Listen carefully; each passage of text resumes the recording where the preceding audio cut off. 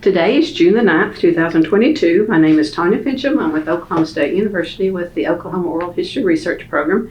And along with me is Larry Caldwell, an NRCS retiree, semi-retiree, I guess I should say. And with us is Robert Toole, Director of the Abandoned Mine Land Reclamation Division of the Oklahoma Conservation Commission and former Assistant Director of the Commission. And we're in Oklahoma City. So thank you for letting us come today. Thank you. Today's interview will be part of our Oklahoma's Conservation Heritage Oral History Project, which is a collaboration between the Oklahoma Conservation and Historical Society, the Natural Resources Conservation Service, and the Oklahoma Oral History Research Program. So before we learn about your conservation history, let's learn a little bit about you. Start wherever you like. Well, I was born and raised down in Finchum, Oklahoma, Greer County, southwest Oklahoma, short grass cattle country as we called it. I went to work for my local conservation district, actually down there right out of high school, and they had actually a strategy whereby that local conservation district would hire someone who was between their junior and senior year or right out of their senior year, and they would hire them as a summer aide and give them experience in all areas of conservation district activities to try to get them interested in conservation and the conservation district movement and natural resource conservation service. It was called soil conservation service back then, so I'm kind of aging myself. But that was my first experience actually with conservation and the conservation districts. And I had already decided I was going to go to Oklahoma State University and major in wildlife management and become a game warden. That was my desire. But I got a call for this job, and it sounded interesting, so I went to work for them in the summer of 1969. And I gained experience in that particular job that actually helped me in a number of other jobs, totally unconservation related, but nonetheless, they bring that student in there and brought me in there and trained me up in conservation district operations, and I would go out with the district manager and we would deliver equipment to farmers and ranchers, grass drills, a lot of that was, and help set it up and then maintain it. And then I would go out with a soil conservation service technician and we would stake terraces, stake ponds, and do other conservation work. And even if an area soil conservation person came down, I would get to go out with them and could ask them any questions. If there were state office people come down from SCS, I could go out with them and ask questions if they wanted to. The strategy was to try to get the individual interested in conservation movement. Now, I gained a lot of experience there. That was my first experience with Watershed program, and we got to build fence on one of the Turkey Creek sites down in Greer County, and that was quite an experience because the way you built fence in that particular area was you chipped out the post hole with a pry bar because it was down in some of that gypsum area. So it was very interesting. Of course, you had to watch when you went back the next day and not stick your hand down in there because there might be a rattlesnake down there. So that was very, very interesting. But two things that I learned during that experience was going out with the SCS technician. I learned how to set up a level and shoot elevations, and that gained me an actual promotion later on in another job when I went to work in Stillwater between semesters for a construction company, and they built roads, and we were rebuilding the road from Perkins to all the way to the Indian Nation Turnpike. And I was a heavy equipment operator, but one day we were going to set blue tops on the road, which sets the final grade, and nobody knew how to run a level. And I said, well, I do. And so I set up the level and we shot blue tops and shot elevations down through there. So from that point on, I got to do all the blue topping, which gave me a break from other work as well. So that gained me it didn't give me any promotion in pay, but it did give me a little promotion in prestige anyway. So I became somewhat somewhat invaluable because I was the only person they had that could set up a level and shoot elevation. So that was interesting. The other experience I gained from that was the soil survey for Greer County had just been completed, and the county assessor was wanting to use the soil survey and the information in the soil survey to develop a more justifiable property tax assessment. So during the hot days when it was too hot to be out in the field or we didn't have any field work, we would go to the county assessor's office, we being the district manager and myself, and we would use a planimeter. Larry knows what that is. Most folks today don't know what that is. We would use a planimeter and we would measure the number of acres of soil on each parcel of land and compute that up and provide that to the county assessor. So I learned how to use a planimeter. And that was interesting because my first assignment with the Soil Conservation Service was in Tallahassee, and the district conservationist comes to me one day and he says, well, I need, he said, do you know what this is? And I said, yes, it's a planimeter. He was a little surprised I knew what it was. He said, well, I need to give you some training on how to use that. And I said, well, I know how to use that. Which he goes, no, not without some training. You don't know how to use it. I said, let me show you. So I did. And then I told him the story. So nonetheless, I learned how to set up a level. I learned how to shoot elevations. I learned how to set stakes, and I learned how to use a planimeter during that one summer with my local conservation district and that little strategy they had for educating high school students, trying to get them interested in conservation. That was Greer County Conservation District. I'll also tell you, during that summer, Leonard Grauman was nominated to become a commissioner for the Oklahoma Conservation Commission. And that created a stir not just in our office, but a stir throughout the entire town. That was a big deal. And he did get nominated by, I believe it was Governor Bellman, and of course got confirmed by the Senate. That was not any problem whatsoever. And he became a conservation commissioner at that point in time and served, I don't recall how many years, but a lot of years on the commission. So that's a little bit about my coming from my hometown and Mangum, America. I went to college at Oklahoma State University. I said I majored in wildlife management because I wanted to be a game warden.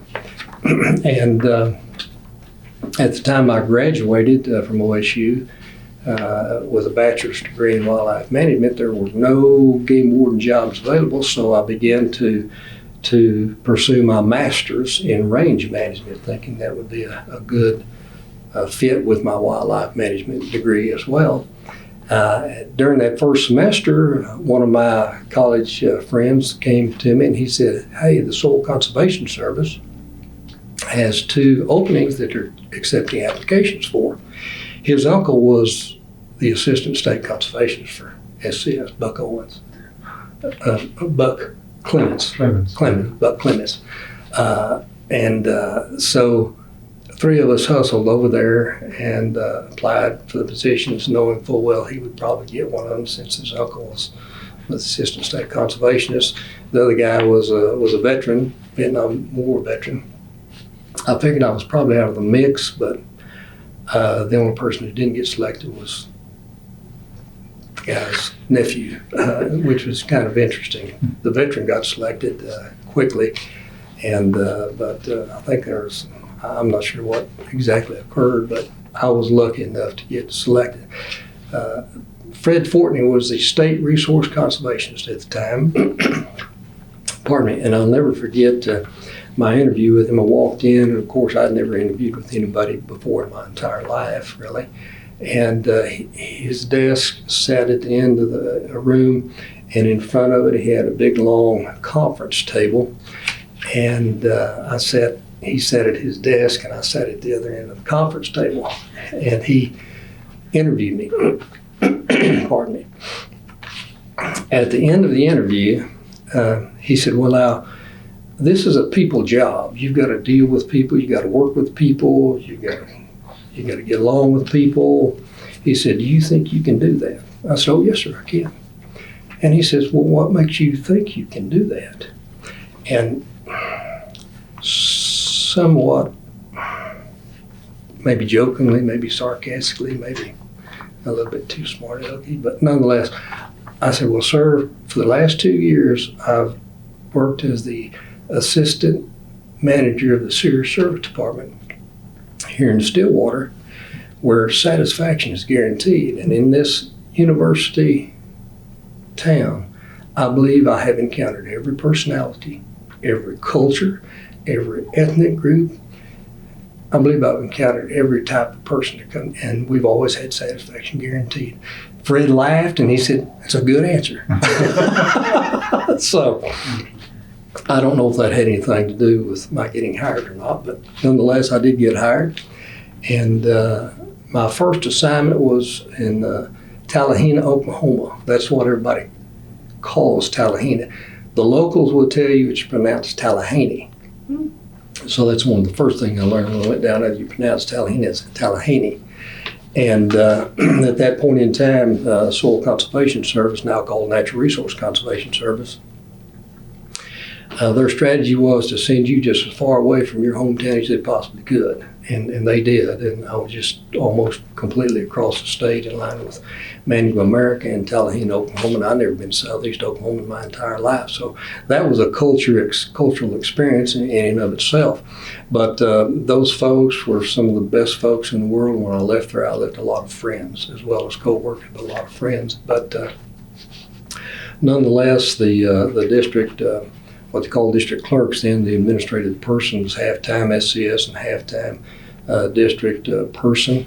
Then there was the SCS technician. He'd been there for ages in that area. They just hired the district manager who was from that area. So all of those folks knew everybody in the county, and that certainly was a benefit. I'd only been there a few short months in that GS5 training position when the DC took a promotion to another town, and being the only other professional level SCS person in the office, I was placed in there as the acting district conservationist. Now imagine that. I'm in a GS5 trainee position and I'm acting district conservationist. But again, the local folks and the people that were in the office, they carried the ball anyway, and they carried the ball, and we just kept rolling. Interestingly enough, we actually installed the first RC&D, or Resource Conservation and Development project, in the state there. The first RC&D coordinator came out of the 4-county conservation district, a gentleman by the name of Clifford Frick, who later comes back into my professional career some on down the road a ways. And he was the RC&D coordinator. We installed a rock channel in the park of Tallahassee, Oklahoma. It's the first RC&D project. And the area conservationist was a gentleman by the name of John Beard. And he would call me about every other day and said, Robert, do you need me to come down and help you? Well, no, don't need any help. Local folks took care of it all anyway, so it was quite an experience. I was acting district conservationist for like about 3 months before they moved another one in there. And then I was promoted and sent to Watonga for my GS7 trainee position there, and the same thing occurred. It was not long before the district conservationist took another position and moved out, and they moved me in as the acting district conservationist. So there I was again in a trainee position, but I was acting as a field office director. So I got some management experience during my first 2 training years that I probably would not have had otherwise. So it was a good experience. One of the interesting things about my going back to Tallahassee, one of the first assignments that my district conservationist, Anthony Beckman, gave me down there was to write a conservation plan on the board chairman's property. And I said, you mean revise his plan? He said, no, write a conservation plan. I said, you mean he doesn't have a conservation plan? He said, no, doesn't. He said, but you need to write one. So I called Herman Cousins up, and Herman says, well, sure, yes, you come out here next Saturday morning about 5 o'clock, and we'll feed you a big breakfast, and I'll show you every acre of my property that I own and operate. I bet you. 5 a.m. 5 a.m. I showed up out there with about 4 of the cowboys. He fed us a big breakfast, his wife did, and we worked cattle all day. But I did see all of his property that day, and I did get a conservation plan written on him, but it was not without a little bit of effort and labor. But it was a fun day nonetheless. Had you worked cattle before? Oh yes, ma'am, I'd worked cattle before. I'm, born and raised in Mangum. Your jobs are typically on a farm or ranch, and my dad knew everybody in the county, and so anytime anybody needed a little assistance, well, they were quick to call us, and so we'd done farming, we'd done ranching, we'd done work cattle, so that was no big deal really. So your parents had a ranch? No. My father had some property, but he kept it leased out. He was actually had about 4 different enterprises. He kept books, what they called bookkeeping back then. They call them accounting now, but kept books for several companies there in Mangum. He had an insurance business, enterprise. He had a real estate enterprise, a land appraisal enterprise, and then did income tax earning income tax season. So he was a multi-talented individual, but because of those different enterprises, the insurance, the real estate, the appraisal, and then the income tax, he knew everybody in the county. And so everybody knew that he had 3 sons, and so we got called quite often, and it was good because we did not lack for a job most of the time in the summertime. So yes, we had worked cattle before. You had a ride horse. Well, in southeast Oklahoma, it was an entirely different experience because one of those cowboys had a couple of dogs. And, that was one of the first things when we went out to the first place, pardon me, and you're looking and you don't see any cattle because it's all woods. And you go, okay, where's the horses and how are we going to gather these cattle up? And he said, just watch. And this guy turned these dogs loose. And he would do whistle commands, and boy, those dogs hit the woods, and before long, cattle started coming out of the woods. Mm-hmm. And these dogs herded the cattle into the corrals. And that was pretty much the way it was done the entire day. There was very little horse work done. Those dogs worked that cattle and brought them out and brought them into the corral. And we dipped them. Of course, ticks were bad down there that day. We'd dip them and tag them and shoot them with meds and then turn loose, and off they go. So, but it was quite an experience. Did you get involved in that as working with the conservation district also? Working with the cattle? I did a little bit more cattle work after that for some other folks because the district chair was a big cattle guy, and the district manager was actually his nephew, who was a cowboy and a rodeo cowboy. And of course, I was rodeoing at the time, and the Huddleston brothers, one of which was a state legislator, had a rodeo arena outside of Tallahassee, and they were big bulldoggers. They actually were national final bulldoggers. So about every Sunday, they'd have a little jackpot, and anybody that wanted to bring a horse in and buck it out could buck it out. And they had some bulls, they had steers, they had calves. So we'd kind of have a mini rodeo about every Sunday afternoon out there. So we got to do a little more cattle work too, and did a little rodeo. Did you do some rodeo experience when you were back home in Greer County? Or? Actually started my bull riding career there in Greer County. It was kind of, in that area, you could play football, you could play baseball, you could play basketball, but if you were a jock, you rodeoed, really. That's just kind of the way it was. And and of course, bull riding was quite fascinating, interesting, and thrilling. So my brothers and I got into bull riding, and at that time, my youngest brother was about 6 years old, and my middle brother and I slipped him out of the house one evening, and we had a couple of practice bulls. We put him on a couple of practice bulls, and then we snuck him over to Hobart to the Little Britches Rodeo. Well, he won the first night rodeo. So we brought him back and tuned him up again on a couple of practice bulls, took him back the next night, and he won again and won the show.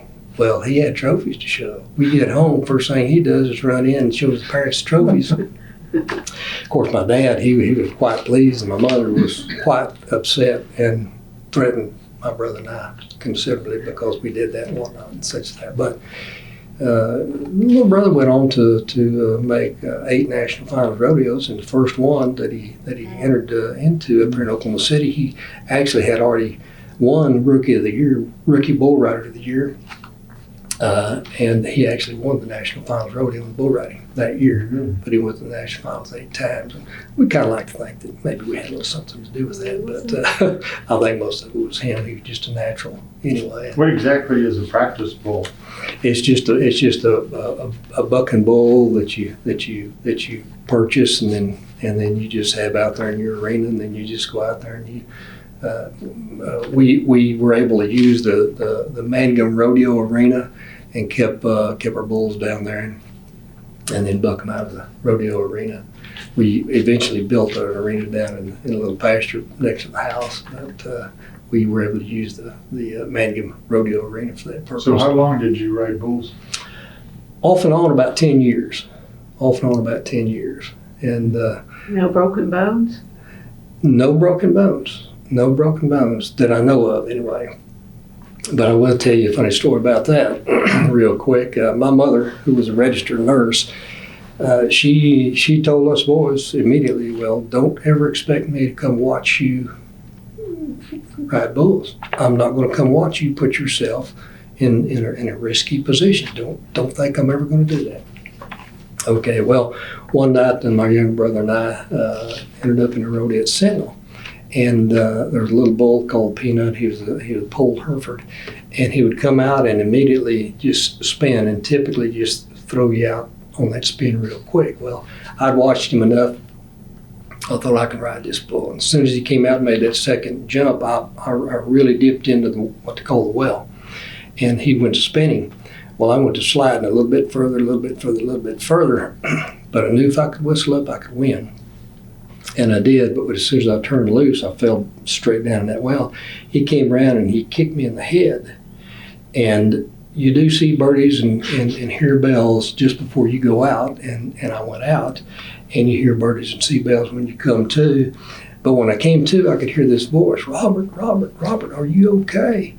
Are you okay? And I looked over, and my mother and my dad were standing over there at the fence, and I go, I know my mother's not here, so there's something bad wrong with me.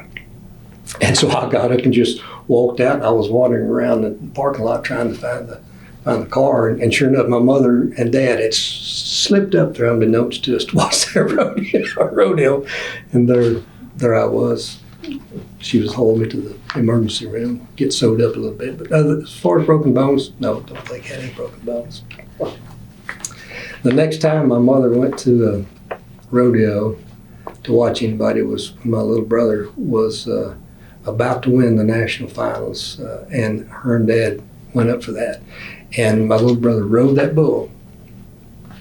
But as he came off, he rolled off the back of this bull just as that bull kicked, and we heard a big pop, and he went limp. And of course, my brother and I were pulling his rope, and we bailed out and ran out there because we just knew he'd been kicked in the head, and he was lifeless. He was lifeless.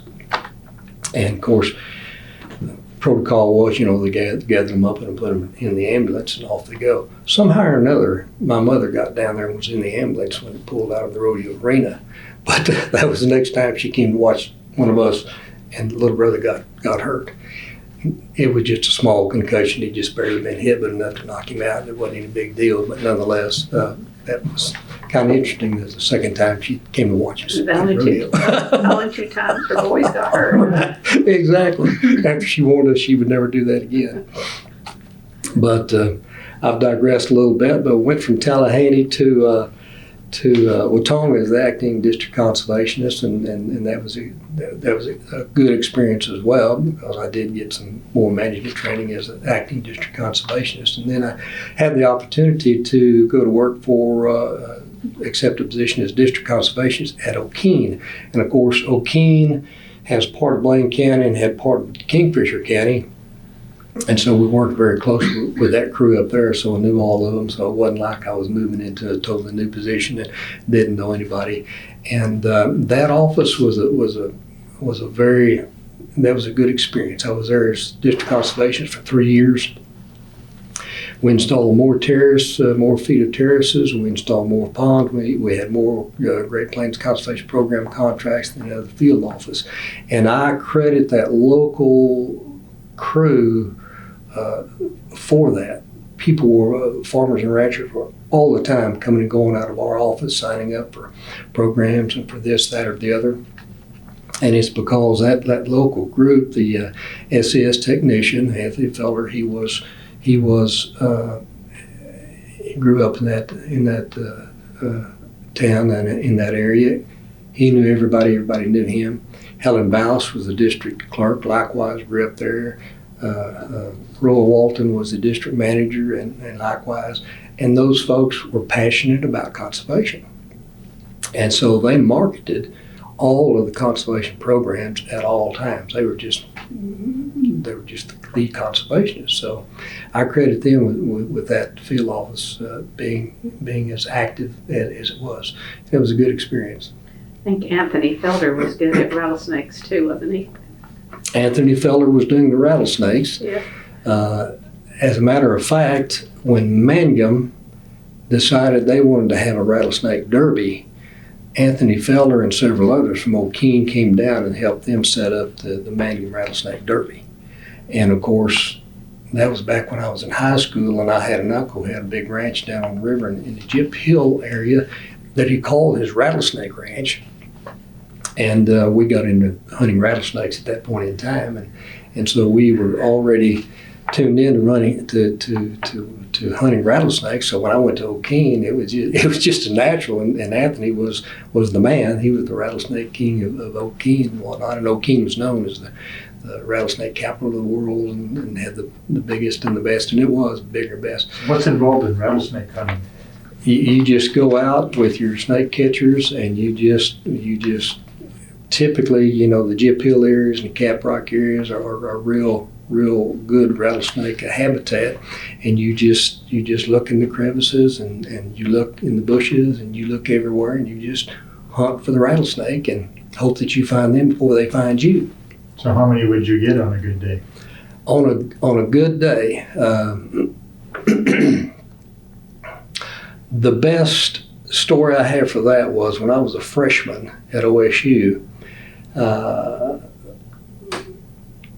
I took about 11 guys from my dorm rattlesnake hunting down at Mangum, and it took them out on my uncle's place.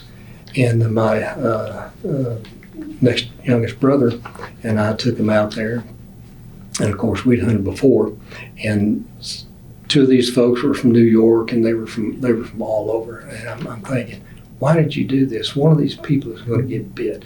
But we tried to school them before we took them out there. Well, we went across the river to the Gyp Bluff, and I saw this rattlesnake crawling along the ledge. My brother and I crossed the river. The river was running about knee deep, and up over, and I went down to get this snake, and I slid right past him. Lost my footing, slid right past him, and was in the water, and I grabbed him, and I pitched him up to my brother, and I looked up on the ledge, and I could see a number of others on the ledge up there. So I crawled up on this ledge, and this ledge was about as big around to this table, full of rattlesnakes laying out there sunning. I hollered at my brother, and I said, "Get down in the river and get everybody else down in the river. Get your sacks ready. I'm just going to start throwing rattlesnakes into the water." And I did. I started throwing rattlesnakes upstream. As they floated by, they'd pick them up and sack them up. Pick them up, sack them up. These were all huge snakes, big snakes, some this big around. They were big snakes. And we worked that area, went on around the bluff, came back to it, and picked up 15 more there. We took 40 rattlesnakes back to Stillwater with us, big snakes, because the guy that ran the cafeteria for our dorm was an old coon hunter from Arkansas, and he said, "I've never had rattlesnake before. You bring some up here, I'll cook them for you." So we stood out there in the parking lot, and we skinned these rattlesnakes out there in the parking lot. Of course, that drew quite a crowd. and went in there, and those 40 rattlesnakes fed every one of us that evening. They were that big, and he cooked those rattlesnakes up there in the dorm cafeteria for us, and we had a rattlesnake feast. But 40 was a good number. There was over 100 pounds of snakes. But one year, my brothers and I decided we were going to win the Manium rattlesnake hunt, and we did. We started hunting as early as February, and we hunted constantly, and we won the entire show. We won the largest snake, the shortest snake, the most pounds, and the most number of snakes. I can't tell you how many. There was over 100 and whatnot. So what did you do with all the snakes? Well, when you go to the rattlesnake derby, you put them in the rattlesnake pen, and at that point in time, a lot of medical facilities would come and purchase them and then take them back, and they would use the venom for research and such as that. And that's what happened. That's what occurred most of them. Now, then you'd have some herpetologists come in, and I don't know if you remember Bob Jenny or not. He was a well-known rattlesnake guy. He would always go to every rattlesnake derby, and he would be there and whatnot like that. But I worked the O'Keene snake pit for 3 years in a row up there, and with some other folks. The JCs actually put on the snake hunt at O'Keene. So anytime the news people came in, we'd get out of the pit, let JCs get in there, and they do the deal with the news camera. But nonetheless, I carried 2 snakes back with me one day, huge snakes. I was going to let them shed their hide, and while their skin was nice and pretty, I was going to skin them out and tan their hide. 2, they were big. Well, I had 2 sisters that were they were teachers, and one of them says, "Well, before you get rid of those rattlesnakes, why don't you come out and do a little program for my kids?" And I said, "Okay, I will." And my other sister said, "Well, if you do it for her, you got to do it for me." So I did, and then some others heard about it, and I went out and made some other presentations using live rattlesnakes. I'd carried 2 live rattlesnakes out there. And most of these kids were like in elementary school, whatnot, but. I would ask the teacher, I said, "How long do you want me to talk?" She says, "Well, you can't keep their attention about 7 minutes." Mm-hmm. So I said, "Well, how long do you want me to talk? How long do you want me to?" "Well, you can't keep their attention about 7 minutes." I said, "Tell me how long you want me to be here." Mm-hmm. Because when you finished and you opened it up for questions, there were a lot of questions, mm-hmm. and then there was a lot of stories, because each one of those kids had a story about a snake. So that was always interesting. I wound up, over about 5 years, I finally quit doing those presentations, but I went from doing 4 the first year to doing about 32 when I finally finished. But nonetheless, that was kind of some O'Keene snake. So how many people would come into O'Keene for rattlesnake? Back in that day, the town would be full. It was, how many people, I could not tell you, but they would block off each end of Main Street, and of course they had booths set up there, and then they had the snake pit and then the snake platform, and as folks brought it in, they would count the snakes in front of all the people and measure them out and such as that. It was a big deal. It was a big deal. I will tell you that for 3 years they did not have the snake hunt, and in that 3-year period of time, it was kind of amazing how quickly the snake population would come back, because it came back very quickly. But I take it it's not an endangered species. No, not at all. And of course, it was all started just like Mangum started theirs, O'Keene started theirs, because there were so many rattlesnakes that they were actually a risk to the ranchers and their cattle and such as that. So they started the snake hunt to try to lower the number down. Is it still that way today? It's still that way today, pretty much. If you leave them alone for a couple of years, it doesn't take long to come back, because they'll rattlesnake, interesting enough, and that's what I did in my presentation. I tried to educate people on snakes and rattlesnakes in particular. And of course, they're the most evolved snake in the world, a rattlesnake is. And they're the only snake that actually lays eggs, and their young hatch out from eggs. But, they'll have anywhere from 8 to 14 young every year. So it doesn't take long for the population to come back. So when was the last time you caught a rattlesnake? Oh goodness, last time I caught a rattlesnake was probably when my counterpart within ACD from Wisconsin came down and hunted rattlesnakes in his tennis shoes, and that was several years ago. But I don't actively hunt rattlesnakes anymore. Anthony Felder showed us a pit full of snakes once, and I did not get in. my person with me did get in. I took pictures. She was well enough. Yeah. I thought, it's louder than I thought it would be. It is loud. It is loud. I just hadn't imagined it being that many rattlers going at one time. It's really loud. It is loud. And folks always ask, and of course there's a little method in the whole snake pit, madness there. But folks always ask, have you ever been bit by a rattlesnake? I said, no, I've never been bitten by a poisonous snake. I haven't. And the reason why is because I respect them. Now, in the snake pit, when you work in the snake pit, everybody's got a show. Everybody got some kind of show. I never really had a show. I would just do an educational presentation, and I'd leave the show to other folks. Well, Anthony had this show where he would he called it a six-pack. He put the tail of one here, and the tail of one here, and the tail of one here, and the tail of one here, and he'd hold six up here like this, like rattlesnakes, and he'd let them down. Well, he was about to do that, and one of these snakes struck and just scratched him right across the top of the hand there. Our protocol was, anytime if someone got bit, you immediately got out, you immediately applied suction to it. We had these good suction tools, and then you were taken to the hospital. And of course, hospital always got a big supply of antivenom, for the show. Well, it just scratched him. It didn't take long, but another one came in behind him. You've always got to kind of keep the crowd a little bit calm there. Another one came in behind him, an experienced snake handler. And he said, now see, and he picks his snake up, and of course I'd laid it over on top of the barrel. And he said, now you see, these snakes have not been defanged like some people think. And he opens up and he shows the thing. He said, these snakes have not been nipped, so they've still got venom. And he squeezes and the venom drops out, and this, that, and the other. And that wows the crowd. And then he said, so, every one of these snakes in here have venom, and every one of these snakes in here have fangs, and you've got to be very, very careful. And we try to be very careful.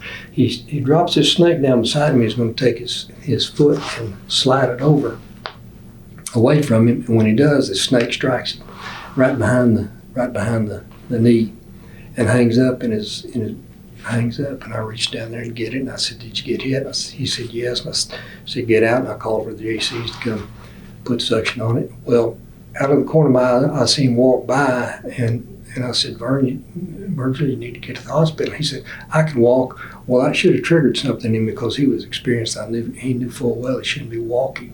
He ought to be carried over there. Well, he gets over there and they treat him for shock immediately. And once they get their shock under control, they cut his breeches. The snake never touched him, never scratched him. It just hung up in his pants leg, but they had to treat it for shock.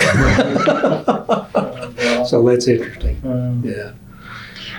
Well, could you walk through, or you talk about the number of terraces that they built? Could you kind of walk through how you'd lay out the terraces, and when you'd go, how would you start laying that out and construction of those? If the field did not already have terraces in it, and we did a lot of rebuilding of terraces, if the field did not have terraces in it, and Anthony was a master at just being able to look at the field and almost envision the exact elevations. And you would start at the top, and then you would lay your grade, and I think it was like about a 2/10 drop every such and such. You probably remember that better than I do. I don't remember exactly what it was, but then you would just lay flags at the different intervals at the elevation where you wanted the water to flow, actually. And so it would flow down the terrace channel to a waterway that also had to be and we always staked out the waterways first and got grass established in them first year, and then we'd go back the second year and stake the terraces. And then depending upon the soil type and depending upon the the grade of the entire field, then you would set the next terrace based on that, how far apart you want them. And you would, again, wrap it around with contours so the water would flow down through there. And we'd use white, blue, and red stakes, and the red was for cut, blue was for fill, and such as that. And white was just, neutral, it was dead on. And then we had contractors there, I know around the old Keene area in particular, that's all they did was conservation work. So they were very good at following those flags and building those terraces out, cutting the channel and mounting up to make the terrace and smoothing it out so it met SCS specifications. But it was quite a. So if you had to cut more, would you put 2 flags in? You'd put for every 1/10 of cut, you put a flag, or for every 1/10 of fill, you put another blue flag. For the 1/10 of cut, you put another red flag. You get to 5, and you just take one flag and you bend it over. That's 5/10 cut or fill. So if you had 4 red flags there, you'd have 4/10 cut. 4/10 cut, that's correct. And if you had one bent over, it'd be 5/10 cut, that's right. Or if you need 16 cut, you had one bent over and one straight up flag. So there was a method to it. Yes. And the contractors would all know that where they see it. They knew exactly what it was. We had 2 contractors in particular that could almost eyeball a terrace build without them, but they knew exactly what they were. How many contractors did you have working in the county, or in your district? In that district, we had about 4 conservation contractors. 2 of them were just masters and had always done it. Others, they would do that and then they would do other work as well. And pond building is another thing in and of itself, as you well know. You just take the pond out, and whether it's a pit pond or whether it's a dam, and that takes a little bit of expertise as well. And if you had a good conservation contractor, you could turn him loose and you could go out and maybe check it one time, and the next time you came out to check it, it was done. It would meet final just because those guys were so good and knew exactly what they were doing and knew how in the pit ponds, the slopes needed to be, and the bottom area, the top area, and then of course if it was a dam, an impoundment, then they'd work that up and make the keyhole cuts. You didn't have to worry about them. Others that just not do it all the time, you need to go out and check them more often than not. I often thought that was more of an art than a science for both laying them out and constructing them. Yes. That's really fascinating to see. Yes. They've done it so many times. Yes. Would you have an engineer that would come once in a while on the larger projects? We would have the area engineer would come out, and of course they do spot checks, and at that time they were required to do what called 5% spot checks, and they'd come out and they would do spot checks, and they would just go into the file and pull randomly something out of the file and go out and spot check it to make sure it met specifications.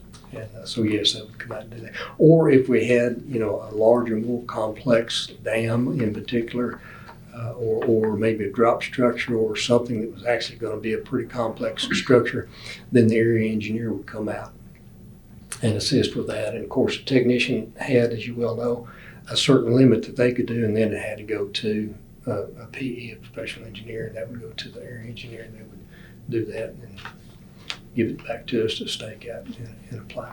So most of these are part of a Great Plains contract or ACP? Or? Most of them were part of a Great Plains Conservation Program contract. And I still say that was one of the best programs that USDA Soil Conservation Service, Natural Resource Conservation Service ever had with the Great Plains Conservation. Can you describe what a GP contract would entail? A Great Plains contract was basically a conservation plan written on the entire area that the individual owned or operated and wanted to include in that, and it was a 10-year contract.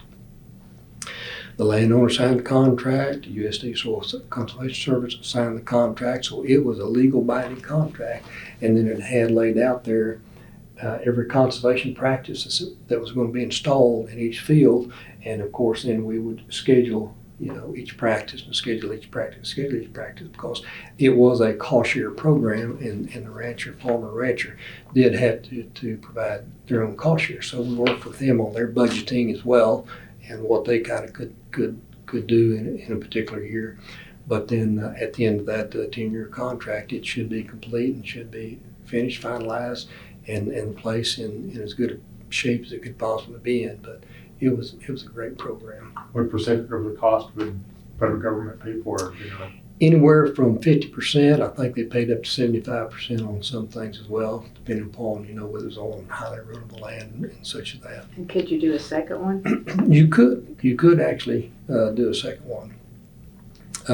You could extend it too if for some reason or another the farmer or rancher was not able to meet his obligations for you. You could extend it out there. But you could rarely do a second one on the same piece of land, same piece of ground, but with the same individual. If they acquired some other property, you could. Have you gone back to some of those larger GP contracts that you did at the time to see what they look like today? No, I have not. That would be an interesting thing to do. But I can tell you that my experience for the Great Plains contract, when I went to work for the National Association of Conservation Districts, they put me in as the advisor to the Great Plains Committee.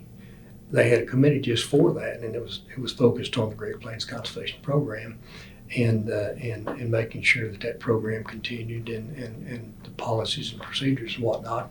And it came due for reauthorization one year when I was with NACD, and we kept telling our Washington office we need the Great Plains Conservation Program reauthorized, extended. They kept telling us, we can't get in the door, we can't get in the door, we can't get in the door. Well, Congressman Glenn English was the chair of the Ag Committee at that point in time. And of course, I was the chair of the NACD committee. I wasn't the chair, I was a staff advisor. Leonard Grauman was the chair of that committee. I found out that Glenn English was doing his town hall meetings and was going to be actually overnight at Quartz Mountain State Lodge, which is just a few miles from Leonard Grauman's house. And I called our Washington office and I said, do you mind if I schedule a meeting with Congressman English and his chief of staff, Gary Days, and have them meet with, Greer County Conservation District, Harmon County Conservation District. And I'll never forget, because our legislative affairs person says, well, why do you want to do that? I said, we want to talk to him about getting the Great Plains Conservation Program reauthorized. He laughed. He says, no, I don't mind, but good luck. We can't get our foot in the door. Okay. So, I knew I had a good working relationship with Congressman and Gary Days, his chief of staff. So I called Gary. I said, Gary, here's the deal. He said, yeah, we got to eat sometime. We'd love for y'all to host us for a meal. So Greer County Conservation District and Harmon County Conservation District went together and funded the deal. I set everything up at the lodge. We went down, we met, and we had Congressman English on this side with his chief of staff. We had Leonard Grauman here, and I sat right across from Gary Days, and then we had Harmon County and the Greer County District Directors around the table right there. Well, when it came time to talk business, Congressman English says, well, what can I do for you? And Mr. Grauman and I had already figured out our strategy here. I think we were getting funded about $8 million a year, and we were going to ask for 10. And Mr. Grauman launched, and he says, well, we'd like to get your support to reauthorize the Great Plains Conservation Program. And I'll never forget, Glenn English looked at him and he says, well, I was wondering when someone was going to ask me to do that. And I thought back to what our legislative affairs person had told me, and I'm going, okay, well, that's all right. And then he says, well, how much do you need? And Mr. Grauman says, well, we're funded at $8 million right now, but we really could use $10 million. And he said, was that all? And I guess because I felt comfortable, but jokingly I said, well, we really could use 12, but we'll settle for 10. And we kind of had a little laugh there. Well, it got reauthorized and it got funded at $12 million a year. Now, I'll tell you that story to tell you the power of grassroots leadership. It was because we had those conservation district directors talking to their congressperson, that these people were his constituents. He listened, he learned, and he did. And he honored, what they asked for because it was real. But that's just the power of grassroots leadership right there. not only did we get GPCP, reauthorized, but Congressman Ingers was more interested in talking about wetlands. Wetlands was a big environmental issue, just cropped up, and it was a dragon's head.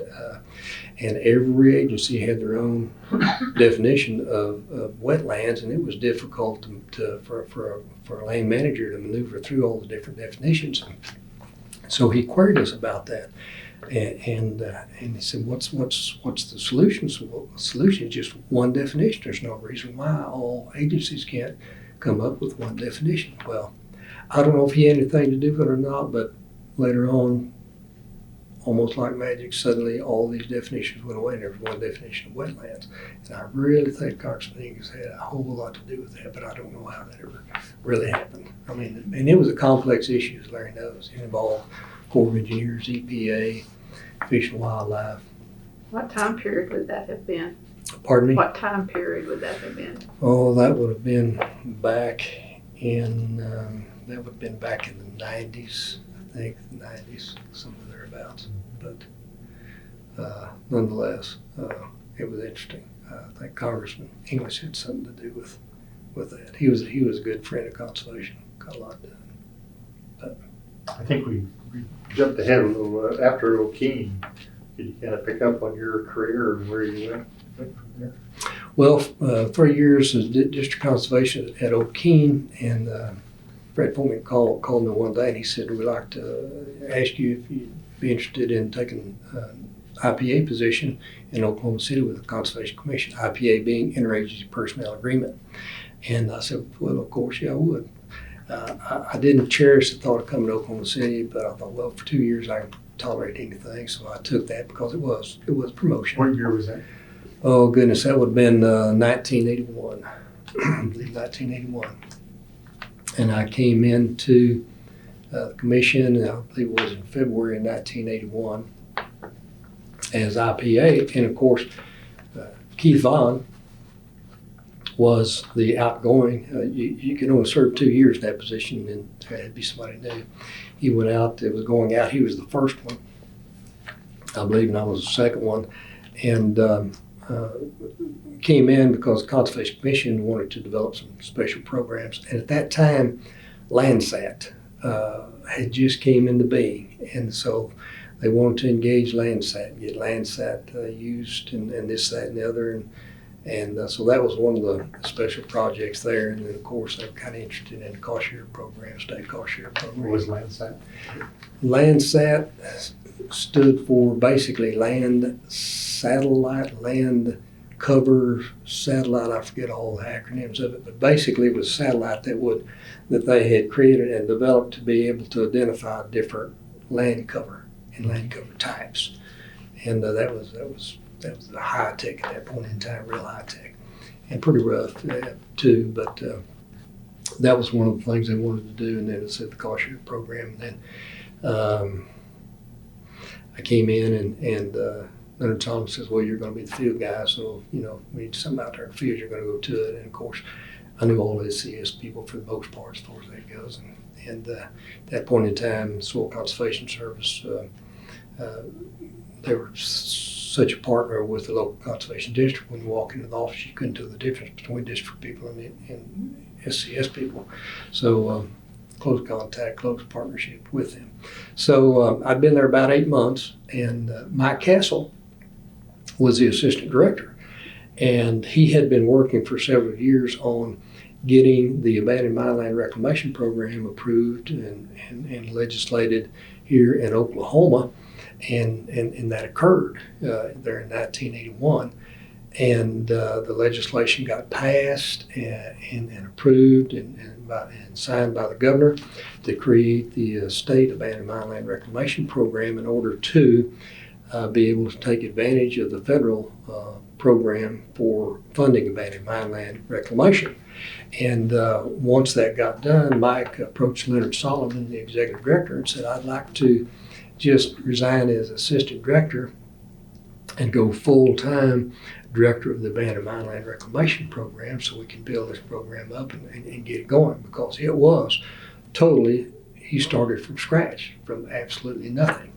And I will tell you that he did an excellent job in his time here in building that program from zero to one of the most honored programs, in the nation, and really probably the premier minimum state program. People will still say that. And he was extremely involved in the 2006 amendments that reauthorized the Abandoned Mine Land Reclamation Program. As a matter of fact, the first National Association of Abandoned Mine Land Reclamation Program meetings I went to, the presentation was on what it took to reauthorize AML in 2006. And within a few minutes of this lady beginning her presentation, she invoked Mike Castle's name and invoked it many times as a major influencer in the 2006 reauthorization of the Abandoned Mine Land Reclamation Program. So Mike did a great job, but he wanted to do that. And Leonard Solomon approached me about being his assistant director. And so I decided to make the jump from federal to state. I did that, and that was a good experience. And he taught me a lot. Taught me a lot about politics, legislation, and moving through things through the state legislature, as well as the national level as well. At that point in time, the organization called the National Association of State Conservation Agencies was Go ahead if you want. let me just shut that. I'm sorry. That's okay. Apologies.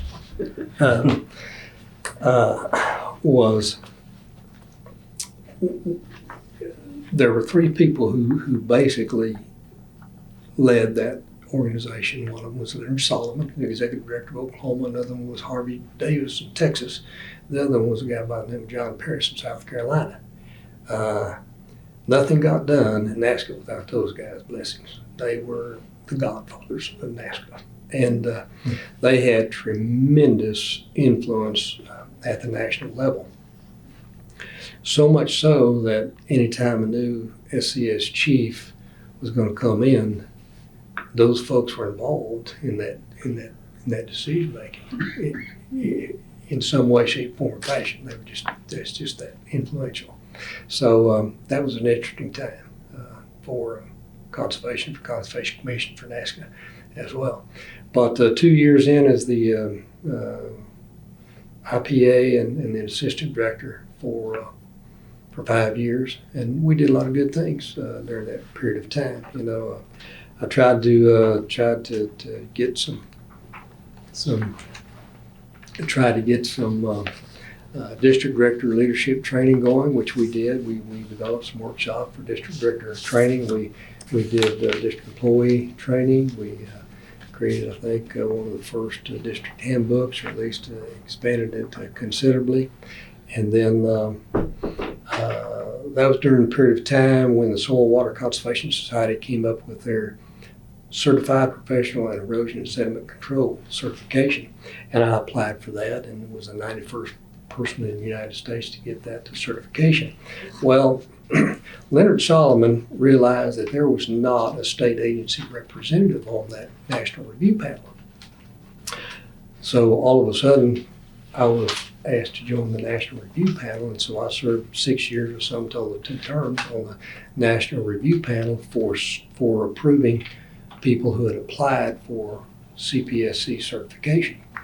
And during that time, at the time I went in, there was only one group of applicants who were required to test. The rest of them, it was based on their education and experience, and you could just certify them based on their application.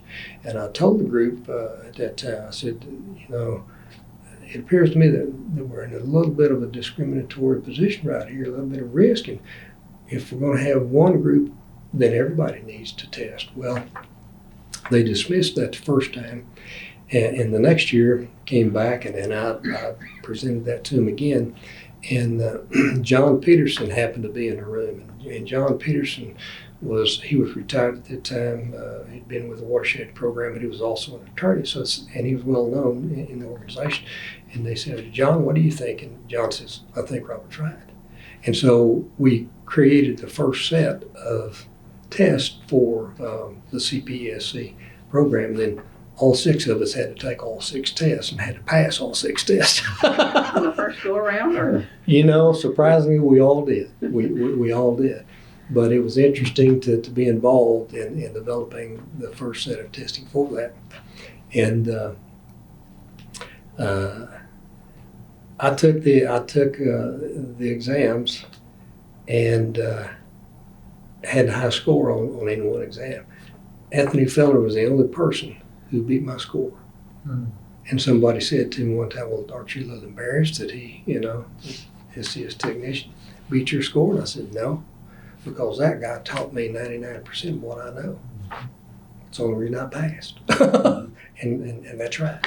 That's right. I learned a great deal from it. Practical experience. So that was good to be on the CPSC review panel, and we did that. And even after I went to NACD, I continued on that. And at one point in time, I was their legislative affairs person for that, thanks to John Peterson. I guess thanks to him, but it was a challenge.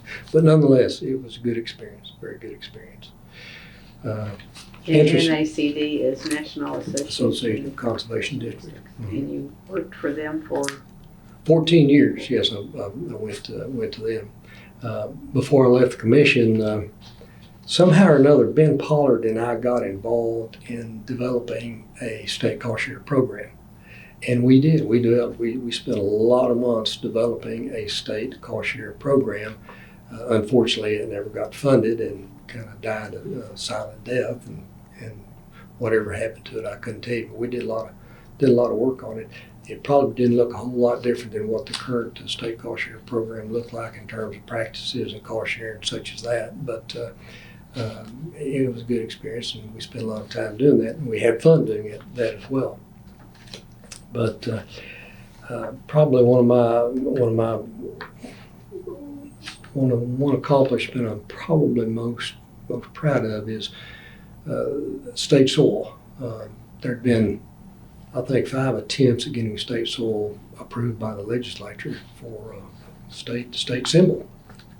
And Leonard Solomon had just retired, and Mason Mungle had just came on as executive director. He hadn't been through his first legislative session yet, but we had the Soil Water Conservation Society of Oklahoma state meeting, and as their legislative affairs person,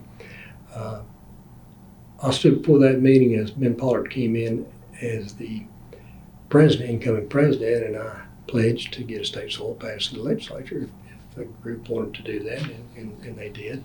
So we developed the campaign, and we led the campaign, coordinated it, and I had enough working relationships with all the environmental and agricultural organizations that everyone I asked signed on and proceeded to support the effort. And we did a major campaign, and anybody that wanted to be involved in that could be involved in it, and we asked them to do things.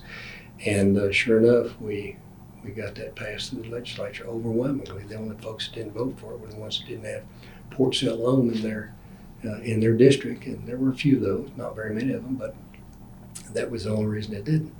And when the governor's office got ready to sign the piece of legislation, I got the call and was invited to come over for a photo op. And as I went out the door, I invited Ben to join me, and he did. And as we went by Mason's office, we told him where we were going, and he quickly jumped up, grabbed his coat, and volunteered to join us as well. Mm-hmm. So we went over and did a photo op with Governor Bellman. I've still got that. I'm pleased about that. And then the Soil Scientist Society of Oklahoma, they were a major pusher on that. They're the ones that actually came up with the Port St. Loam as the soil, and they did that display that we still have there at the Conservation Commission as you walk in, and they did a fabulous job of that. So for those who don't know, what is that? Port St. Loam. Port St. Loam is a soil, and it is the most frequently found soil in Oklahoma. It's a very good soil. It's a very productive soil. It's a very high quality soil, and for that reason, but primarily because it was found in more counties than any other soil, is the reason why Soil Sciences Society selected that as the And so what did the legislation do? The legislation designates port silt loam as the state's symbol for soil. Okay. We have a state bird, we have a state mammal, we have a state everything. The state soil is port silt loam. Okay. And what was your position at the time? I was the assistant director at that time. With OCC? Yes. Assistant director for the Conservation Commission, yeah. But I'd worked very, very closely with legislators. Emil Greaser was the chair of the Ag Committee. He had already given me a commitment to sponsor the legislation. Gilmer Capps in the Senate, who was the Ag chairman, who really wanted to be the sponsor, but the Senate had a Natural Resources Committee, and Ray Giles was the chair of the Natural Resources Committee. And protocol was you offered it to Giles first. He turned it down, and of course, Senator Cap immediately jumped on that. Well, Senator Giles then changed his mind and wanted to sponsor it. So Emil Greaser and Ray Giles are in the Conservation Hall of Fame for that very reason, because they sponsored it on the House and Senate side. But And that would have been in the 90s? that would have been in Leonard Solomon retired in 1985. That would have been 1986. Yeah, in the 1986 legislative session, I believe it was. And we got that through as a continuing resolution. But, Emil Greaser, Senator Capps, in those two houses, they did all the selling, whatnot like that. Of course, I did a lot of stuffing over there and whatnot. Mason wanted to be involved in it, so I wrote the letter, and he signed the letters to going to the House, and then I signed all the letters going to the Senate, and SWCS, in particular Ben Pollard, kind of worked on the resolution itself and the wording of the resolution, and worked with the Soil Sciences Society in doing that, whatnot. And then, but I said anybody and everybody that wanted to be involved got something to do with it. But it was promoted at the local level by district employees, by NRCS people. They met with their legislators. It was a phenomenal team effort by a lot of people. A lot of people were involved in that. So, but we got her done, and it was good. It's been good since then. But I went from the Conservation Commission and went into private industry. Actually, my father-in-law had just created a utility company, engineering fiber optics for independent telephone companies, and he wanted me to come help him with some right-of-way acquisition. So I did that. Wasn't even there for about a year. He did a lot of work in Arkansas, but I wound up running about 3 crews of 3 right-of-way crews up and down the western part of Arkansas, acquiring right-of-way for the Contel telephone company to install fiber optic. And of course, my father-in-law went from the engineering into the construction, which would be installing the fiber optic itself and such as that. And during that time, I got a call from Ken Bland. And he asked me if I would be interested in coming back to work for the Soil Conservation Service as the first USDA liaison to Langston University. And I find it very interesting and whatnot, so I did. I resigned much to my father-in-law's disappointment and went back to work for Soil Conservation Service as the first USDA liaison to Langston University. And this is where Clifford Frick came back in my career, because he was the district conservationist out of Guthrie in Logan County. And of course, Langston University is in Logan County. I happened to be living in Logan County at that too, so I was assigned to the Guthrie field office, and Cliff was actually my immediate supervisor, Clifford Frick. So what year would this be?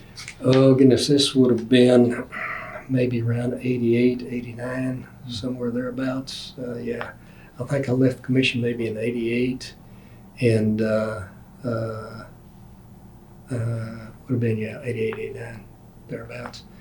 And so I spent half my time as USDA liaison, then half time as a soil con there in the Guthrie field office. But when I'd go to Langston University, I was assigned to a young professor in the ag department who was supervised by the dean of the ag department. And of course, the dean answered to the president. But every Friday, the president wanted me to come over and give him a briefing on my activities and what I had done, and potential, resources we could go after, and this, that, and the other.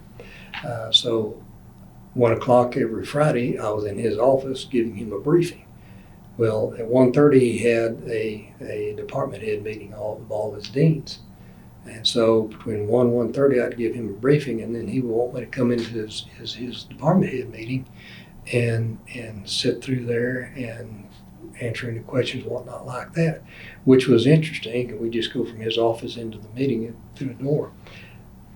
But it was a little bit tricky because the dean of the ag department was sitting in there, and I just met with the president, and he didn't, and I briefed the president, but I didn't brief him, and then the professor who was my immediate supervisor. So it was a little touchy, tricky right out like that, but the president liked me, and I met with him every Friday, so they were okay with me eventually. But that was a very good experience, and we were able to get some RC&D funds for a catfish farming demonstration project. We were able to get some funds for what I call goat brush management. They had a real heavy goat research program there at Langston at that time. So goats were being looked at and looked to for, brush control, because they'd eat about anything. So we were able to get some funds to do a demonstration project on that, and that was interesting.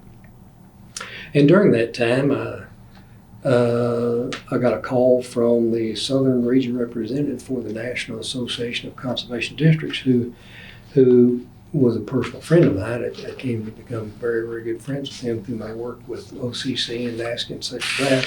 He called and he says, Toole, he was in Georgia, Toole, I'm going to retire. He said, I think you should apply for the position.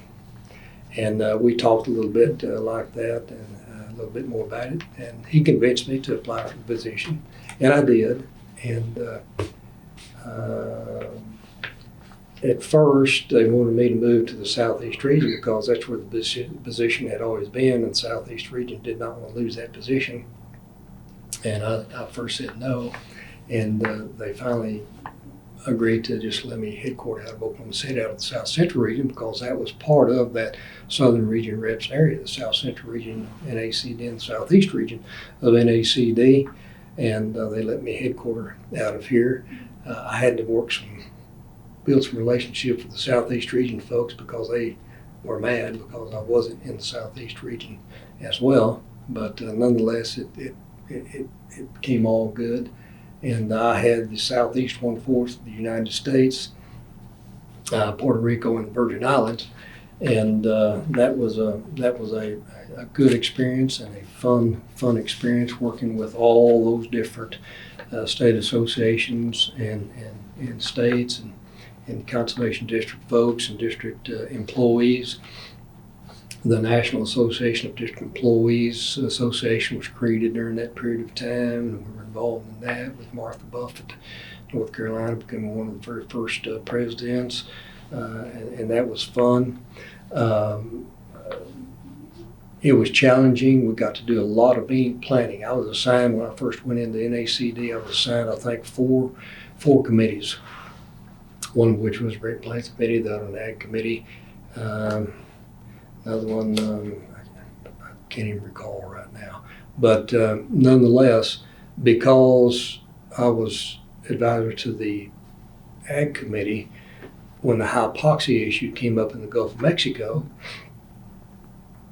I was assigned to be the Conservation District representative through NACD to the EPA group that was looking at and working on the hypoxia issue down in the Gulf of Mexico. Of course, that was okay because the Gulf of Mexico, joined all of my different regions and states, but then the Mississippi goes all the way up in. But ag was being looked at very seriously as a contributor to the hypoxia, so they wanted someone in there representing conservation districts. Well, in my first meeting with that group down in Biloxi, Mississippi, of all people to be sitting in the room representing Soil Conservation Service was Mr. Kenneth Bland. So we had a good time working together once again. He was the director of that. Yes. So that was fun. That was fun. Could you describe the hypoxia zone? Well, the hypoxia zone is a zone where there is a lack of oxygen. And it's a lack of oxygen due to algae bloom primarily. And it ran deep, and it seemed to be expanding every year. And agriculture and the fertilizer in agriculture, and particularly the heavy, intense agriculture along the Mississippi River, was being looked at as a major contributor to the hypoxia issue. In the Gulf of Mexico. In the Gulf of Mexico, yes. And of course, there was a lot of conversations about that. There was a lot of research being done about that. There was a lot of research going on up in Mississippi about that, and such as that. And it's interesting then, because during all that period of time, we had one of those big floods down in Mississippi that overflowed the Mississippi into the entire Delta region. Well, you can't imagine how many sewage systems are along the Mississippi River. And every one of those sewage systems flooded, and all of that sewage got dumped into the Mississippi River and into the Gulf of Mexico and contributed to the hypoxia issue. And I don't know that the issue has ever been resolved as of yet. It's just kind of managed, so to speak. But who's really at fault on all that? It remains to be seen, I really think. That was an interesting time, and I enjoyed working with Ken Bland again. I would imagine there were some political things you had to deal with that too then. There was a whole lot of politics involved in that, and of course at that point in time the Environmental Protection Agency and each one of their regional offices was almost like a kingdom in itself, and there was some folks there in that regional offices that had some pretty big egos to boot, and it was a challenge to navigate through that. Of course, they were a highly political organization as well, so it was wrought with politics and wrought with everything else like that. Probably one of the saving graces for agriculture was the fact that Jamie Whitten was the chair of the Agriculture Committee. He was from Mississippi, so he kind of kept his finger on that whole matter quite a bit, and probably helped agriculture in that respect to a large degree. But as part of my duties as a regional representative, of course, we had to do regional meetings every year. So I had 2 multi-state region meetings that I had to plan and conduct every year. And then committee meetings, we always held one committee meeting. With 4 committees, I had to plan and conduct committee meetings. And then because the National Association of Conservation Districts National Commission occurred in February, they always wanted to have it in one of the southern regions. Well, there was the Southeast region, South Central region, or the Southwest region. And I had 2 of those regions. So I got to be the coordinator, which was under the duties of the regional representative, to a national convention every other year.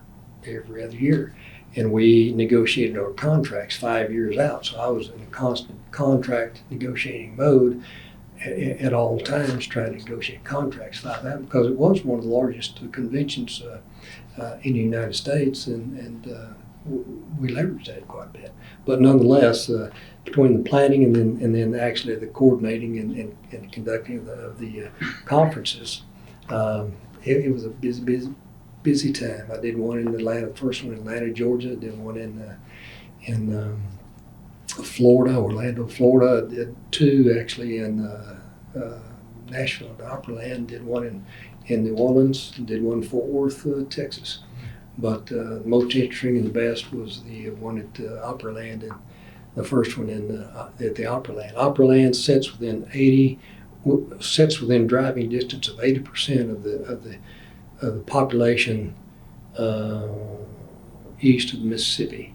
So it was considered to be a pretty good draw, and it was one of the largest conventions attended. but it was just a good venue, and had a good sales group to work with. How many people would attend the conventions back then?